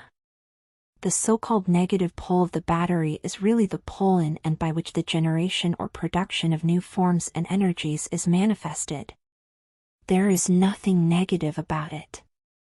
The best scientific authorities now use the word cathode in place of negative, the word cathode coming from the Greek root meaning descent, the path of generation, etc. From the cathode pole emerge the swarm of electrons or corpuscles. From the same pole emerge those wonderful rays which have revolutionized scientific conceptions during the past decade. The cathode pole is the mother of all of the strange phenomena which have rendered useless the old textbooks, and which have caused many long-accepted theories to be relegated to the scrap pile of scientific speculation. The cathode, or negative pole, is the mother principle of electrical phenomena, and of the finest forms of matter as yet known to science. So you see we are justified in refusing to use the term negative in our consideration of the subject, and in insisting upon substituting the word feminine for the old term. The facts of the case bear us out in this, without taking the Hermetic teachings into consideration. And so we shall use the word feminine in the place of negative in speaking of that pole of activity. The latest scientific teachings are that the creative corpuscles or electrons are feminine. Science says they are composed of negative electricity, we say they are composed of feminine energy. A feminine corpuscle becomes detached from, or rather leaves, a masculine corpuscle, and starts on a new career. It actively seeks a union with a masculine corpuscle, being urged thereto by the natural impulse to create new forms of matter or energy. One writer goes so far as to use the term it at once seeks, of its own volition, a union, etc. This detachment and uniting form the basis of the greater part of the activities of the chemical world. When the feminine corpuscle unites with a masculine corpuscle, a certain process is begun. The feminine particles vibrate rapidly under the influence of the masculine energy, and circle rapidly around the latter. The result is the birth of a new atom. This new atom is really composed of a union of the masculine and feminine electrons, or corpuscles. But when the union is formed, the atom is a separate thing, having certain properties, but no longer manifesting the property of free electricity. The process of detachment or separation of the feminine electrons is called ionization. These electrons, or corpuscles, are the most active workers in nature's field. Arising from their unions, or combinations, manifest the varied phenomena of light, heat, electricity, magnetism, attraction, repulsion, chemical affinity and the reverse, and similar phenomena.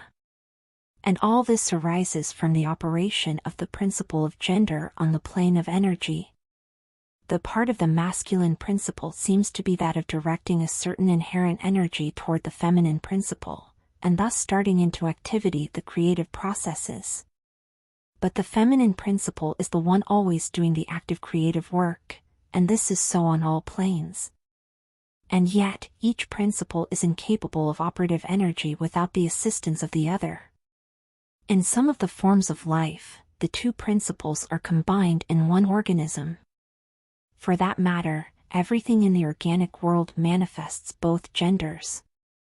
There is always the masculine present in the feminine form. The Hermetic teachings include much regarding the operation of the two principles of gender in the production and manifestation of various forms of energy, etc. But we do not deem it expedient to go into detail regarding the same at this point, because we are unable to back up the same with scientific proof, for the reason that science has not as yet progressed thus far. But the example we have given you of the phenomena of the electrons or corpuscles will show you that science is on the right path, and will also give you a general idea of the underlying principles. Some leading scientific investigators have announced their belief that in the formation of crystals there was to be found something that corresponded to sex activity, which is another straw showing the direction the scientific winds are blowing. And each year will bring other facts to corroborate the correctness of the Hermetic principle of gender. It will be found that gender is in constant operation and manifestation in the field of inorganic matter, and in the field of energy or force. Electricity is now generally regarded as the something into which all other forms of energy seem to melt or dissolve. The electrical theory of the universe is the latest scientific doctrine, and is growing rapidly in popularity and general acceptance. And it thus follows that if we are able to discover in the phenomena of electricity, even at the very root and source of its manifestations, a clear and unmistakable evidence of the presence of gender and its activities, we are justified in asking you to believe that science at last has offered proofs of the existence in all universal phenomena of that great Hermetic principle, the principle of gender.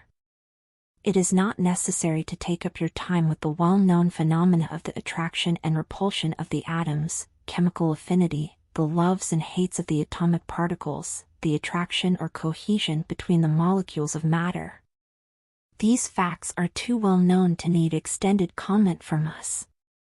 But, have you ever considered that all of these things are manifestations of the gender principle?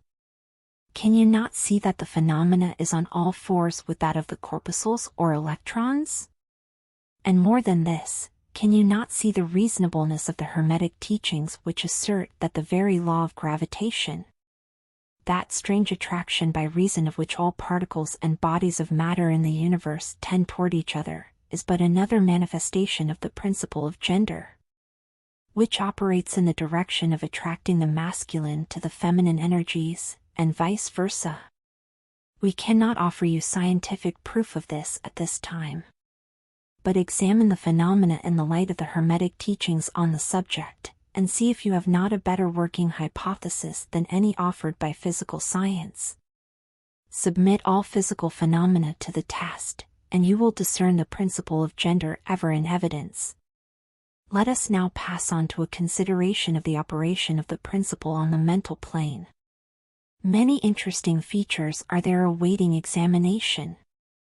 Chapter 14, Mental Gender.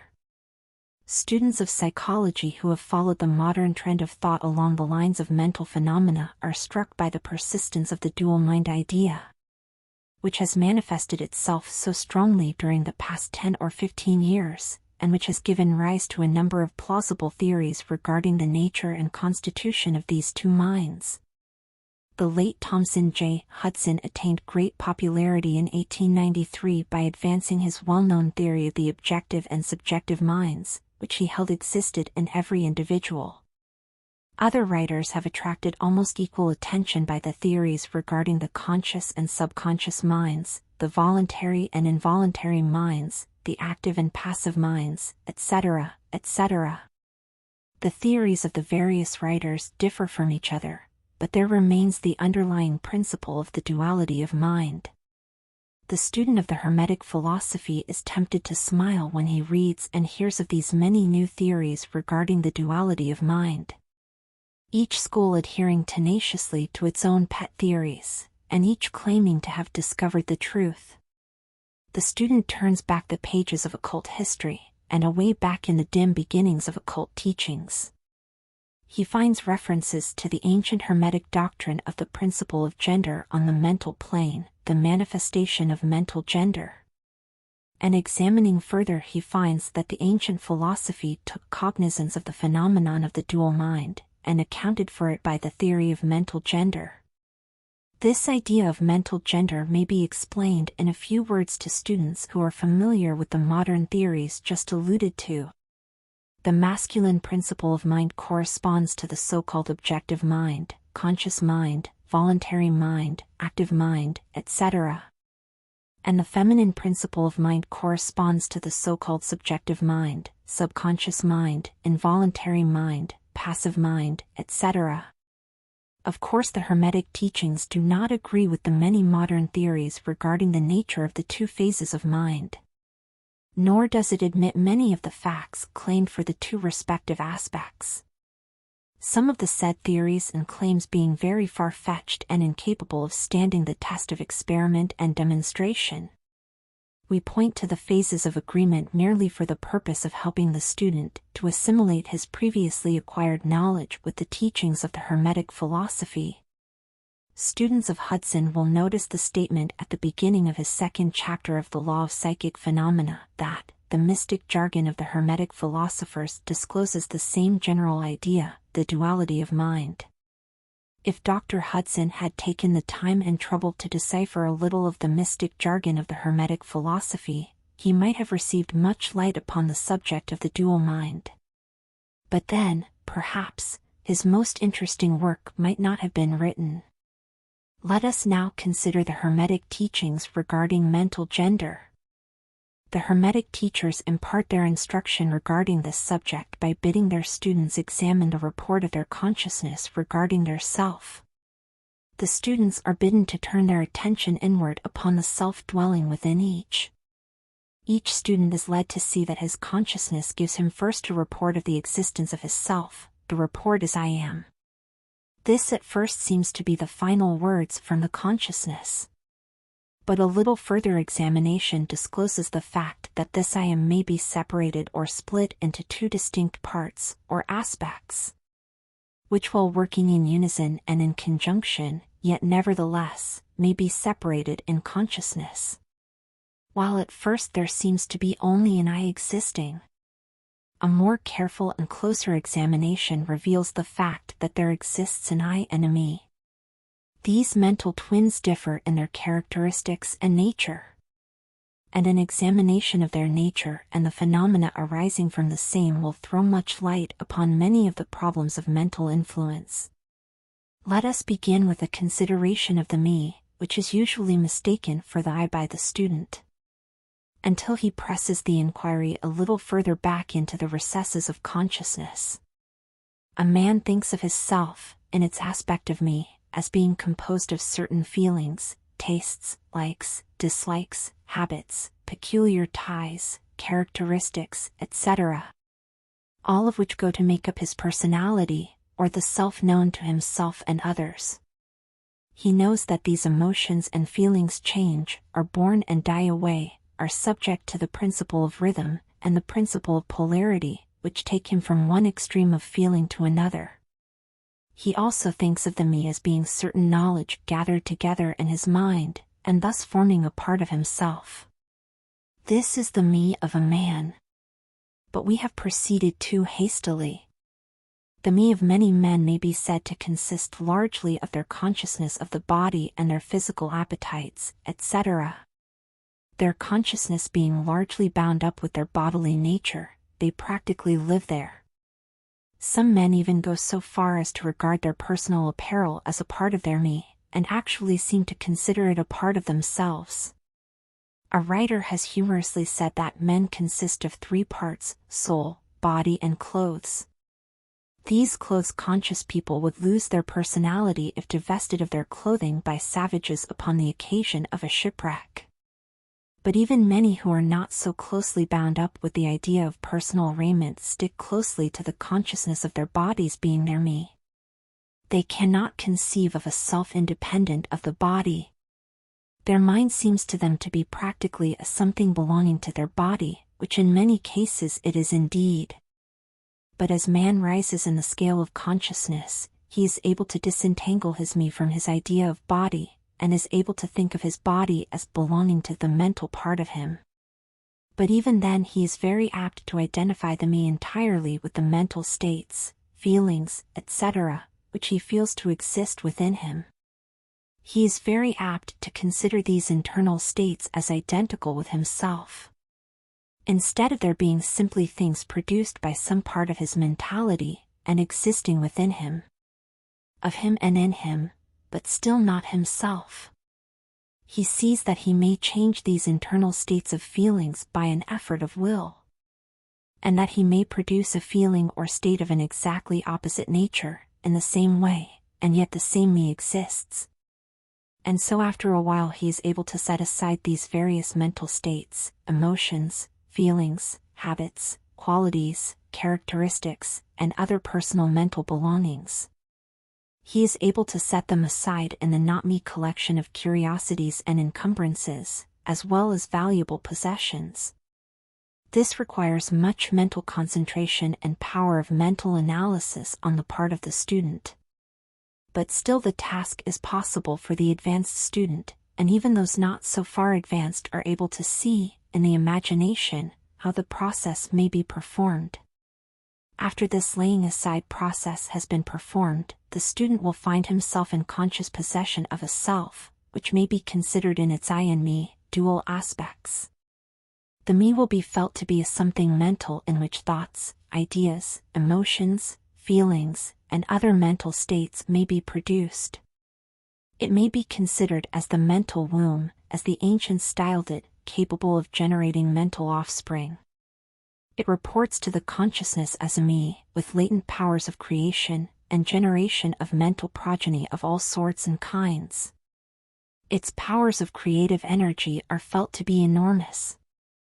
But still it seems to be conscious that it must receive some form of energy from either its I companion, or else from some other I, ere it is able to bring into being its mental creations. This consciousness brings with it a realization of an enormous capacity for mental work and creative ability.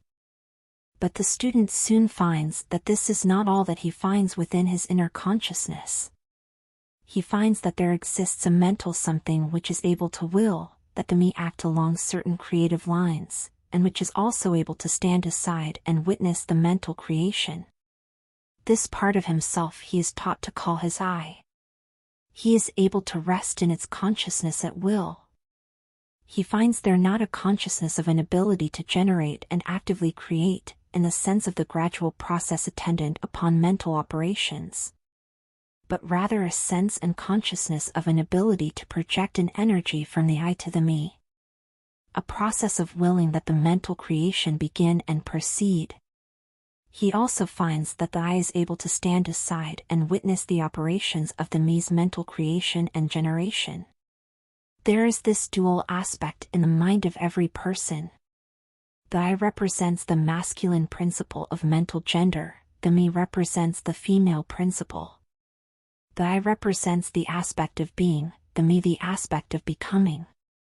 You will notice that the principle of correspondence operates on this plane just as it does upon the great plane upon which the creation of universes is performed. The two are similar in kind, although vastly different in degree. As above, so below, as below, so above. These aspects of mind, the masculine and feminine principles, the I and the me, considered in connection with the well-known mental and psychic phenomena, give the master key to these dimly known regions of mental operation and manifestation. The principle of mental gender gives the truth underlying the whole field of the phenomena of mental influence, etc. The tendency of the feminine principle is always in the direction of receiving impressions, while the tendency of the masculine principle is always in the direction of giving out, or expressing. The feminine principle has a much more varied field of operation than has the masculine principle. The feminine principle conducts the work of generating new thoughts, concepts, ideas, including the work of the imagination. The masculine principle contents itself with the work of the will, in its varied phases. And yet without the active aid of the will of the masculine principle, the feminine principle is apt to rest content with generating mental images, which are the result of impressions received from outside, instead of producing original mental creations. Persons who can give continued attention and thought to a subject actively employ both of the mental principles. The feminine in the work of active mental generation, and the masculine will, in stimulating and energizing the creative portion of the mind. The majority of persons really employ the masculine principle but little, and are content to live according to the thoughts and ideas instilled into the me from the I of other minds. But it is not our purpose to dwell upon this phase of the subject, which may be studied from any good textbook upon psychology, with the key that we have given you regarding mental gender.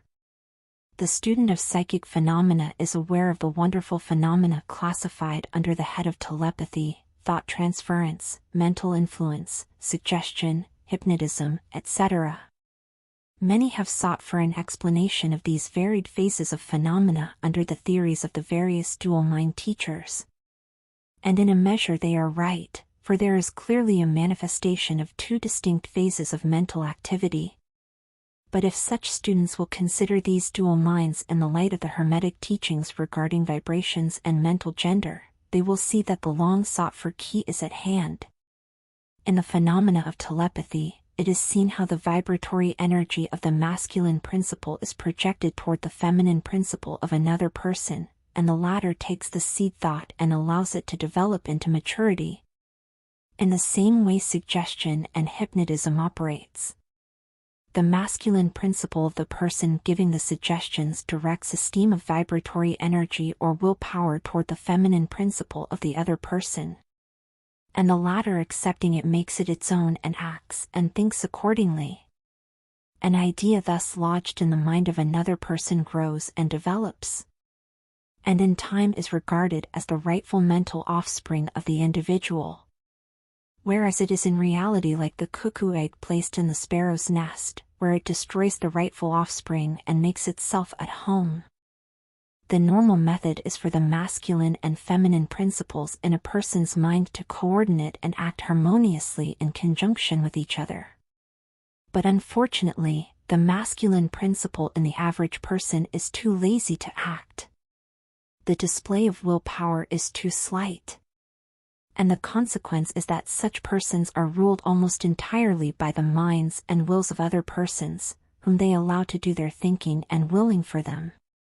How few original thoughts or original actions are performed by the average person? Are not the majority of persons mere shadows and echoes of others having stronger wills or minds than themselves?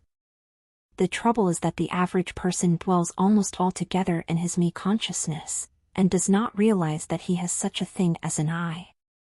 He is polarized in his feminine principle of mind, and the masculine principle, in which is lodged the will, is allowed to remain inactive and not employed. The strong men and women of the world invariably manifest the masculine principle of will, and their strength depends materially upon this fact. Instead of living upon the impressions made upon their minds by others, they dominate their own minds by their will, obtaining the kind of mental images desired, and moreover dominate the minds of others likewise, in the same manner. Look at the strong people, how they manage to implant their seed thoughts in the minds of the masses of the people, thus causing the latter to think thoughts in accordance with the desires and wills of the strong individuals. This is why the masses of people are such sheep-like creatures, never originating an idea of their own, nor using their own powers of mental activity. The manifestation of mental gender may be noticed all around us in everyday life. The magnetic persons are those who are able to use the masculine principle in the way of impressing their ideas upon others. The actor who makes people weep or cry as he wills, is employing this principle. And so is the successful orator, statesman, preacher, writer or other people who are before the public attention. The peculiar influence exerted by some people over others is due to the manifestation of mental gender, along the vibratorial lines above indicated. In this principle lies the secret of personal magnetism, personal influence, fascination, etc., as well as the phenomena generally grouped under the name of hypnotism. The student who has familiarized himself with the phenomena generally spoken of as psychic will have discovered the important part played in the said phenomena by that force which science has styled suggestion. By which term is meant the process or method whereby an idea is transferred to or impressed upon the mind of another, causing the second mind to act in accordance therewith. A correct understanding of suggestion is necessary in order to intelligently comprehend the varied psychical phenomena which suggestion underlies. But, still more is a knowledge of vibration and mental gender necessary for the student of suggestion. For the whole principle of suggestion depends upon the principle of mental gender and vibration. It is customary for the writers and teachers of suggestion to explain that it is the objective or voluntary mind which make the mental impression, or suggestion, upon the subjective or involuntary mind. But they do not describe the process or give us any analogy in nature whereby we may more readily comprehend the idea. But if you will think of the matter in the light of the Hermetic teachings, you will be able to see that the energizing of the feminine principle by the vibratory energy of the masculine principle is in accordance to the universal laws of nature, and that the natural world affords countless analogies whereby the principle may be understood. In fact, the Hermetic teachings show that the very creation of the universe follows the same law, and that in all creative manifestations, upon the planes of the spiritual, the mental, and the physical, there is always in operation this principle of gender, this manifestation of the masculine and the feminine principles. As above, so below, as below, so above. And more than this, when the principle of mental gender is once grasped and understood, the varied phenomena of psychology at once becomes capable of intelligent classification and study, instead of being very much in the dark. The principle works out in practice, because it is based upon the immutable universal laws of life. We shall not enter into an extended discussion of, or description of, the varied phenomena of mental influence or psychic activity. There are many books, many of them quite good, which have been written and published on this subject of late years. The main facts stated in these various books are correct, although the several writers have attempted to explain the phenomena by various pet theories of their own. The student may acquaint himself with these matters, and by using the theory of mental gender, he will be able to bring order out of the chaos of conflicting theory and teachings, and may, moreover, readily make himself a master of the subject if he be so inclined. The purpose of this work is not to give an extended account of psychic phenomena, but rather to give to the student a master key, whereby he may unlock the many doors leading into the parts of the temple of knowledge, which he may wish to explore. We feel that in this consideration of the teachings of the Kybalion, one may find an explanation, which will serve to clear away many perplexing difficulties, a key that will unlock many doors. What is the use of going into detail regarding all of the many features of psychic phenomena and mental science? Provided we place in the hands of the student the means whereby he may acquaint himself fully regarding any phase of the subject which may interest him. With the aid of the Kybalion, one may go through any occult library anew, the old light from Egypt illuminating many dark pages and obscure subjects. That is the purpose of this book. We do not come expounding a new philosophy, but rather furnishing the outlines of a great world-old teaching, which will make clear the teachings of others, which will serve as a great reconciler of differing theories and opposing doctrines. Chapter 15, Hermetic Axioms. The possession of knowledge, unless accompanied by a manifestation and expression in action, is like the hoarding of precious metals, a vain and foolish thing. Knowledge, like wealth, is intended for use. The law of use is universal, and he who violates it suffers by reason of his conflict with natural forces. The Hermetic teachings, while always having been kept securely locked up in the minds of the fortunate possessors thereof, for reasons which we have already stated, were never intended to be merely stored away and secreted. The law of use is dwelt upon in the teachings, as you may see by reference to the above quotation from the Kybalion, which states it forcibly. Knowledge without use and expression is a vain thing, bringing no good to its possessor, or to the race. Beware of mental miserliness, and express into action that which you have learned. Study the axioms and aphorisms, but practice them also. We give below some of the more important Hermetic axioms, from the Kybalion, with a few comments added to each. Make these your own, and practice and use them, for they are not really your own until you have used them. To change your mood or mental state, change your vibration. One may change his mental vibrations by an effort of will, in the direction of deliberately fixing the attention upon a more desirable state. Will directs the attention, and attention changes the vibration. Cultivate the art of attention, by means of the will, and you have solved the secret of the mastery of moods and mental states. To destroy an undesirable rate of mental vibration, put into operation the principle of polarity and concentrate upon the opposite pole to that which you desire to suppress. Kill out the undesirable by changing its polarity. This is one of the most important of the Hermetic formulas. It is based upon true scientific principles. We have shown you that a mental state and its opposite were merely the two poles of one thing, and that by mental transmutation the polarity might be reversed.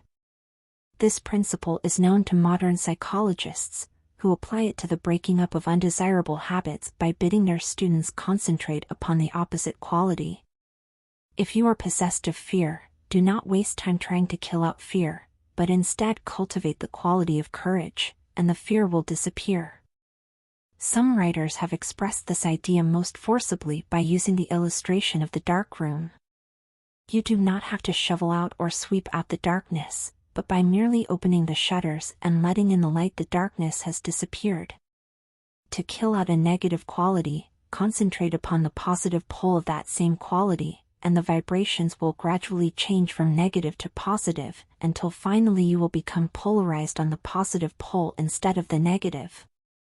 The reverse is also true, as many have found out to their sorrow, when they have allowed themselves to vibrate too constantly on the negative pole of things.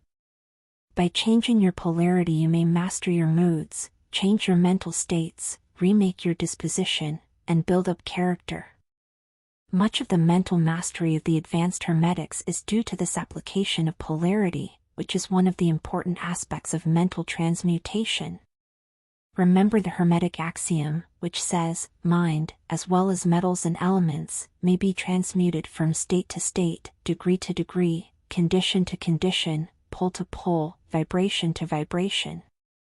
The mastery of polarization is the mastery of the fundamental principles of mental transmutation or mental alchemy. For unless one acquires the art of changing his own polarity, he will be unable to affect his environment. An understanding of this principle will enable one to change his own polarity, as well as that of others, if he will but devote the time, care, study and practice necessary to master the art. The principle is true, but the results obtained depend upon the persistent patience and practice of the student. Rhythm may be neutralized by an application of the art of polarization. As we have explained in previous chapters, the Hermetists hold that the principle of rhythm manifests on the mental plane as well as on the physical plane, and that the bewildering succession of moods, feelings, emotions, and other mental states are due to the backward and forward swing of the mental pendulum, which carries us from one extreme of feeling to the other. The Hermetists also teach that the law of neutralization enables one, to a great extent, to overcome the operation of rhythm in consciousness. As we have explained, there is a higher plane of consciousness, as well as the ordinary lower plane.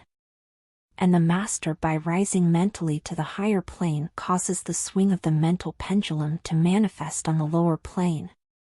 And he, dwelling on his higher plane, escapes the consciousness of the swing backward. This is effected by polarizing on the higher self, and thus raising the mental vibrations of the ego above those of the ordinary plane of consciousness. It is akin to rising above a thing, and allowing it to pass beneath you. The advanced Hermetist polarizes himself at the positive pole of his being, the I am pole rather than the pole of personality. And by refusing and denying the operation of rhythm, raises himself above its plane of consciousness. And standing firm in his statement of being, he allows the pendulum to swing back on the lower plane without changing his polarity. This is accomplished by all individuals who have attained any degree of self-mastery, whether they understand the law or not. Such persons simply refuse to allow themselves to be swung back by the pendulum of mood and emotion. And by steadfastly affirming the superiority, they remain polarized on the positive pole. The master, of course, attains a far greater degree of proficiency, because he understands the law which he is overcoming by a higher law. And by the use of his will, he attains a degree of poise and mental steadfastness, almost impossible of belief on the part of those who allow themselves to be swung backward and forward by the mental pendulum of moods and feelings. Remember always, however, that you do not really destroy the principle of rhythm, for that is indestructible. You simply overcome one law by counterbalancing it with another, and thus maintain an equilibrium.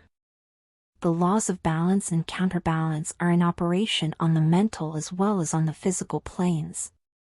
And an understanding of these laws enables one to seem to overthrow laws, whereas he is merely exerting a counterbalance. Nothing escapes the principle of cause and effect, but there are many planes of causation, and one may use the laws of the higher to overcome the laws of the lower. By an understanding of the practice of polarization, the Hermetists rise to a higher plane of causation, and thus counterbalance the laws of the lower planes of causation. By rising above the plane of ordinary causes, they become themselves, in a degree, causes instead of being merely caused. By being able to master their own moods and feelings, and by being able to neutralize rhythm, as we have already explained, they are able to escape a great part of the operations of cause and effect on the ordinary plane. The masses of people are carried along, obedient to their environment. The wills and desires of others stronger than themselves, the effects of inherited tendencies, the suggestions of those about them, and other outward causes, which tend to move them about on the chessboard of life like mere pawns. By rising above these influencing causes, the advanced Hermetists seek a higher plane of mental action. And by dominating their moods, emotions, impulses and feelings, they create for themselves new characters, qualities and powers, by which they overcome their ordinary environment, and thus become practically players instead of mere pawns. Such people help to play the game of life understandingly, instead of being moved about this way and that way by stronger influences and powers and wills. They use the principle of cause and effect, instead of being used by it. Of course, even the highest are subject to the principle as it manifests on the higher planes, but on the lower planes of activity, they are masters instead of slaves. As the Kybalion says, the wise ones serve on the higher, but rule on the lower. They obey the laws coming from above them, but on their own plane, and those below them, they rule and give orders. And yet, in so doing, they form a part of the principle, instead of opposing it. The wise man falls in with the law, and by understanding its movements he operates it instead of being its blind slave. Just as does the skilled swimmer turn this way and that way, going and coming as he will, instead of being as the log which is carried here and there. So is the wise man as compared to the ordinary man, and yet both swimmer and log, wise man and fool, are subject to law. He who understands this is well on the road to mastery. In conclusion, let us again call your attention to the Hermetic axiom: true Hermetic transmutation is a mental art. In the above axiom, the Hermetists teach that the great work of influencing one's environment is accomplished by mental power. The universe being wholly mental, it follows that it may be ruled only by mentality. And in this truth is to be found an explanation of all the phenomena and manifestations of the various mental powers, which are attracting so much attention and study in these earlier years of the 20th century. Back of and under the teachings of the various cults and schools, remains ever constant the principle of the mental substance of the universe. If the universe be mental in its substantial nature, then it follows that mental transmutation must change the conditions and phenomena of the universe. If the universe is mental, then mind must be the highest power affecting its phenomena. If this be understood, then all the so-called miracles and wonder-workings are seen plainly for what they are. The all is mind, the universe is mental.